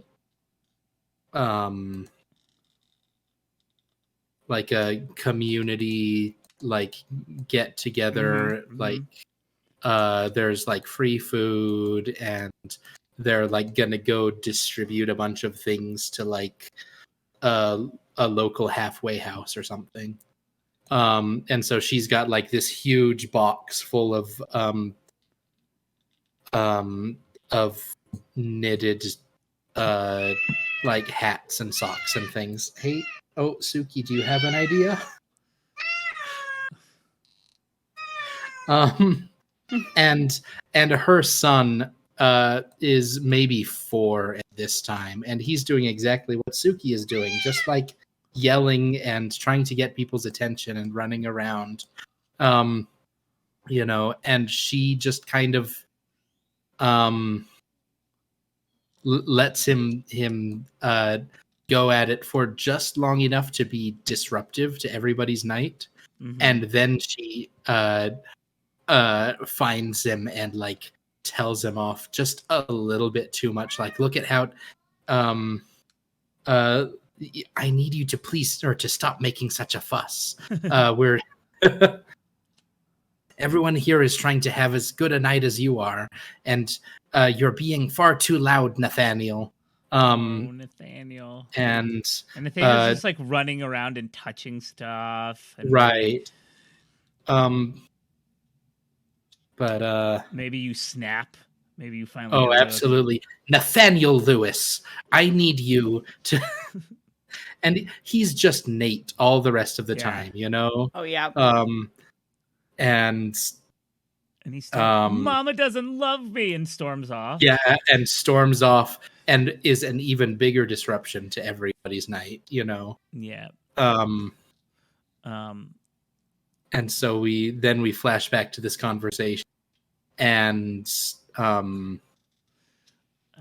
Dahlia says, it's important that everyone take the time to process what you're feeling before you can communicate it effectively. And if you want to talk through that night with me, I would be happy to just listen. Thank you. Dad had was going to have a very big dinner, but I had a headache, and it was just so much. Actually, that's not true. I shouldn't lie. This is not. I was so angry at him. I went into his office, and and I found this, and she reaches into her purse and pulls out crumpled family photos of it's like a picture of Derek and Sarah and their 3 kids, and it's been all crumpled up and and she said this was, and they look very happy, and she's like, he was so angry. I don't know why he did it. I really don't. And so I told everyone that I had a headache and I wasn't coming to dinner. And then by that point, when I woke up the next day, he just wasn't there. And then the police found his body today, and God, I was so upset and angry at him. I was so angry sometimes, even when you're in your 30s like me, you get so angry at your parents, and you wish terrible things on them. But I didn't want this. And she's showing you this crumpled piece of paper, Dahlia, and you're looking at this family. Derek Derrickson I think the best thing you can say is that guy's had some Invisalign. It's just perfect white. He's all teeth and a tan. You know what I mean? All teeth and a tan. Yep. Yeah, and probably shaves and buffs his head as a choice, as opposed to because someday he'll be bald by necessity. But broad shoulders, well suit. And then you notice that there are 2, but you notice that he has rather. It takes you a minute, but because you used the crown, I'm gonna. You notice that his eyebrows are this sandy colored, right? They almost blend in. And you look at the 3 children. The oldest one is either Portia or Mercedes. You don't know. The middle one is also a daughter, but the middle daughter and the son, who you're assuming is Lambo, they all carry the coloring of their father's hair.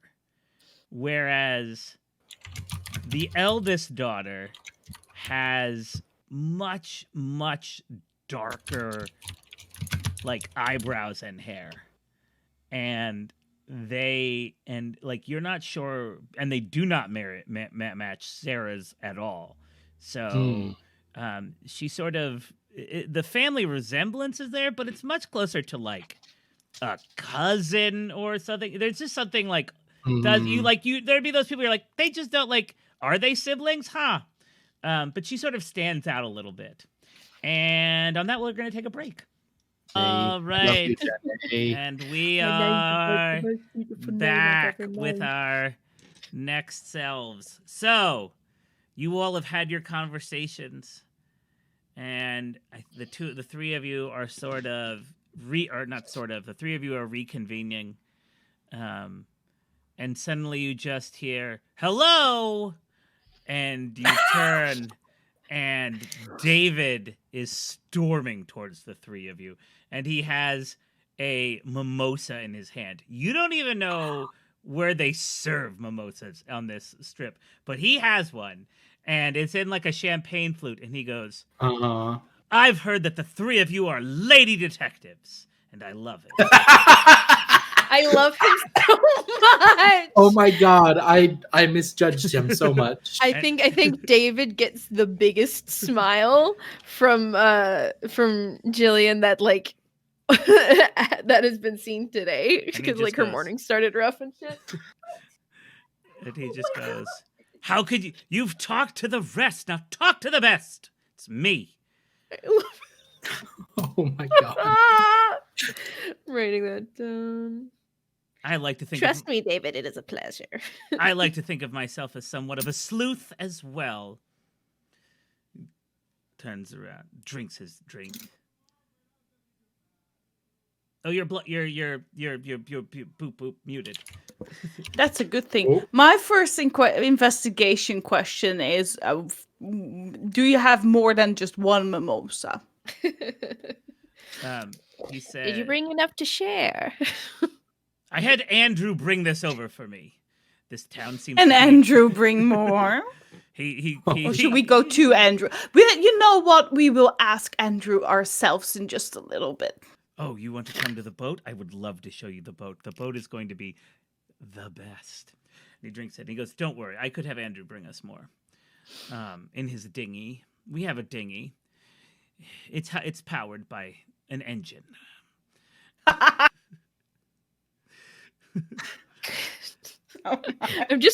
I'm basking in David's glow right now. Jackie as a person is just appreciating David's very being. I don't understand why this town is so fucking dry. I had to bring my own drink. I know, we sometimes are a little bit stuck in the last century. Oh, it was founded by Puritan. Let me tell you. Their influence is still felt today. Oh, don't I know Let me tell you, their influence is not felt in my house. I certainly hope not. The only sect of Christianity, he goes, the only sect of Christianity so repressed that even the British kicked them out. Of course, I understand. Right. But you wanted to talk to us. No, As a detective yourself, you said? This is not how things work. You ask me questions. I want to be the suspect. And then he sits down on a bench. Does he the suspect puts his glasses on, pulls a feather boa out of somewhere, throws it over. He's just knee up, drinking his mimosa, I don't know what happened. Grill me. No, he just says grill me. I will humor him. I will say, but Sir Kraus. Yes. There has not been a determined crime yet. Your father could just as easily have just fallen overboard and nothing happened. Then there is no suspect, is there? Why do you believe there should be a suspect, David? Exactly my question. Do you know something that you haven't told the police? We're having fun. So I'm gonna give you, whoever wants to make this roll, I'll give you advantage because I've created David to be incredibly willing about this. I love it. And so that means you roll 3d6 and you take the two highest. And then this feels like a presence roll to me. Yeah, it does feel like a presence roll to me. It does. Dahlia, dear. Dahlia. All right. It needs to be as big as possible. Yes. So fishing out another die. This one's my Cthulhu die. Nice. I'm sure this tiny little New England town, what with the fish stream, definitely has nothing to do with Cthulhu. Absolutely. So I rolled a 6 and 2 1s. Oh my god! Jesus Christ! So yet another 7. So that is a total of an 8. My god! You know what? Can one of us burn a crown for this? No, but I'd let you both make presence checks as well in order to, and then if you both get 10s or higher, you can add. I'll add 1 to each one. Okay, and ours are flat. Do we get advantage on ours or not? Sure. Okay. Yes, advantage. Okay. I'm gonna use my froggy dick for this. I did roll above a 10. I rolled an 11. I also got an 11. So that That brings you to a 10. Womp womp. The power of the group of biddies. Let's go. Victory. He just looks and he goes, because, and he looks around. Epic hair flip. Yeah. My father was broke, and he wasn't telling any of us this. And then he says, I found the other day a series of expensive purchases. We're talking televisions, master California king beds with all the fixins. That makes it sound like a burger. I'm sorry, that's not what I mean. I don't know how do you describe beds? Bed burger. A bed, yes, a bed. He turns to you. I've been called a bad burger He looks. before. He says, "I've been the meat. I'd like to be. I've been the meat between two buns. Ha ha! Drink." And then he goes. Drink. He says drink, and then he takes a sip. And then he looks at. He goes, "But I'm telling, it was this high, this stack of receipts, and it was locked in his desk. Don't know what. Don't." He goes, "Don't worry about what I was doing in his desk." You don't get to tell us what we should or should not worry about, dear. I'm just saying, he had denied some funding for my gallery, and I wanted to know why. He's never told me no before. Okay, that's not true, but not recently. And I wanted to know why. And then I found out. I'm telling you, we're in the red. This may be the last mimosa I ever drink. Okay, David, I love the whole dramatic aesthetic, but that's a little bit too much. Come on. It's true. We'll definitely have some later. Thank you. I told Andrew to set up a whole champagne tasting for the morning. That's with a U, not just with an R. For the morning. Was your father a fan of champagne? No, but I am. David, outside of this investigation, which we may or may not be having, you are a delight and would love to have you over for drinks. I've been told. I make a bad spiked morning coffee. And by bad, she means amazing. And he just looks Thank you. And then he turns to you, Dahlia, and he goes, "They're roommates, aren't they?" They certainly are. We're holding hands. Yeah, just the pinkies are locked because then it's less obvious. Oh. But if you need a place to stay, I'm an empty nester. No. And David's like, and I'm gay. David goes, No. "Thank you, but no. I will be..." He said, "At least until they repossess the boat, I will be... Sorry. Unless they repossess the ship, I will be sleeping on it." Oh, God. Well, perhaps it would be a good idea for you to show us onto the boat. Yes, absolutely. If you know it so well. I mean, I apologize, the ship. Yes. He goes, I thought it was a yacht. Well, some yachts are ships. And some yachts are boats. And I think that one's a ship. Squares and rectangles, I suppose. No, it's about size. And then David says... That's what they all say. And then David says, "To the ship!" And like throws the wine glass over his head. And it just shatters. Do we all in unison just say, in unison we say, "Aye, Captain"? Yep. Aye, Absolutely. And on that boat, we freeze, we cut to a commercial break, and that's where we're gonna call this time. I feel like... Oh my gosh. We gotta do the end of session stuff. Now we have to do our end of session things. I don't think I did any of mine. No, I don't think you got any of yours either. You have yet to solve your crime yet. You have yet to, so not yet. What about your end of session stuff, Dahlia? Dahlia weirdly has solved the crime. Yes, I have solved it. Did you secretly undermine the authority of a... I did make fun of the sheriff, but I don't think that really undermined his authority. Well, you also distracted the I did distract the harbor master. You got Isaac in trouble with the deputy sheriff, it's right? Isaiah. That's true. It's Isaiah. Sorry, Isaiah. I got my Y's confused. All right. Yes, you got Isaiah. Yeah. So I'd give you a check mark for that. And That's 1 XP. Yeah, I did not in character share a memory of a family. I don't. Not yet. In a flashback, right? Yeah, but it wasn't in character. Yeah, that was just a quick flashback. Yeah. Yeah. So I just Nope. let's see where there's okay. So each one you do mark an XP for. Yep. Yep. Yeah. Yep.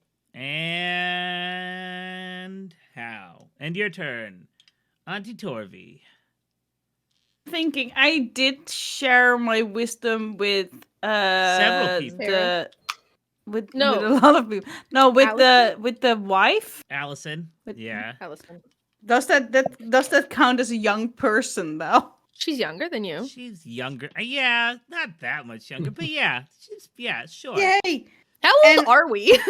I think you are. We don't talk oldish. age. You're all in your Retired, Yeah, you're all supposed to be like in your 70s, like late 50s, 60s, 70s. I think you're all in your late 60s, early 70s, and she's Yeah. in her 50s. But also, you've already established that you're helping Luke and Blake have babies. So I feel like I mean, I dote on somebody all the fucking time. yes. It's just not overtly. Like, it's the little Yeah. cup of coffee. It is the... I thought you were dear. talking about gumdrop. Oh, yeah, also gumdrop. Gumdrop did get some Covered good. his ears so he didn't get told that he was fat. Yeah. Very sensitive. Got him a nice fatty slice of tuna on his. No, the I way think he actually got himself that, but like, up. All right.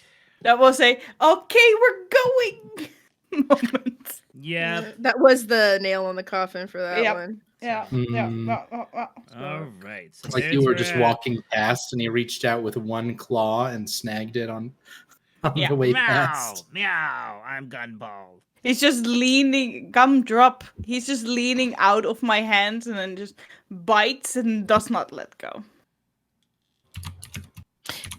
Do I erase the ones that I chose for this session and just re-choose next session? Yep. Actually, and you also re-choose whatchamacallit. You get to re-choose your Maven move if you decide one Ooh. is better. So you could do the BA Baracus instead, but you can also, that's what I think. Maybe it's mystery based on mystery and not this. I don't know. But we It says at the beginning of the game. Yeah. So not session. So I think I'm stuck with Dale Cooper. for a little while longer at least. Yeah. All right. Yeah. Because the same thing has over abilities. Yeah. Sorry. All right. All right. Let's take a minute and introduce ourselves, where we can find us, and sign off so that people. Well, I can went last, so I'll go first, right? Yes. Yeah. Yeah. Hi, I'm Jackie. Well, bye. I'm Jackie. I've been Jackie. I always will be Jackie. You can find me on Twitter at Goodship Sarcasm. You'll recognize me by the profile pic of the Strawberrio. If you don't know what that means, you will when you see it. I'm more often found haunting the various discords of actual play podcasts that I really enjoy, including but not limited to the Orpheus Protocol. Sounds like crows. And then my personal favorite, RPG for You and Me. I actually recently guested on some of their bonus Patreon episodes in their Silica Valley storyline. A lot of fun. It's a great setting. Ali and Kira, who run it, are fantastic storytellers, editors, all that good stuff. So I cannot recommend it enough. Plug. All right. Yuri. Well, then it's my turn next, I think, if we go in reverse order. Yep. Mm-hmm. My name is Jorien Hattink. Don't worry, I will spell it out in just a little bit. You can usually find me in partially the same Discords as Jackie, but also a couple other ones. So I'm also in Orpheus, but also in A Night of Stretch and Patches, as well as our own personal Liber Novus chat. And the other chat from one of the big ones is Bolt Crew RPG, as that's one of the two podcast projects that I'm mostly on. The other one being Applied Materials by one of our other other players on this stream, DJ, who's not here today. And if you want to reach out to me personally, you can find me on Twitter at jorien.hattink. Our names are almost the same. Oh, I stubbed my toe. Ooh. Oh no! All right. Your turn. Hello, I have been Paxton. I just put a link to the Liber Novus Discord in the chat in case anybody wants it. You can find me on Twitter at sentimental_boy. I am also on all of the Discords that have been listed so far. So come over here and be our friend. I dare you. Coward. Also, I bet you fucking won't. I bet you won't. I also occasionally appear on and you cut out. Where do you appear? On Applied Materials. At least every now and then. It's a good time. You should listen to that. Yeah. And who are you? And I'm Ben Hatton. I am the GM of this game, and you can find me here and on the Discords, and that's pretty much it. I'm available. I mean, not. It doesn't matter. You can like. Dolly, I will have something to say. Yeah. Available. I'm around. I guess I'm around. You can find me in places. And then other than that, I would love to. I'm just anyway, sorry. Yeah. It's just a guy. And I always enjoy this. This has been a lot of fun. Thank you for playing this. It gets it's like it is unpacking in a way I wasn't expecting, which is why I really like this game. Is just like it's been a lot of fun. Thanks everyone. Thanks, Ben. We'll see you soon. Bye. Bye, everybody. Bye, everyone.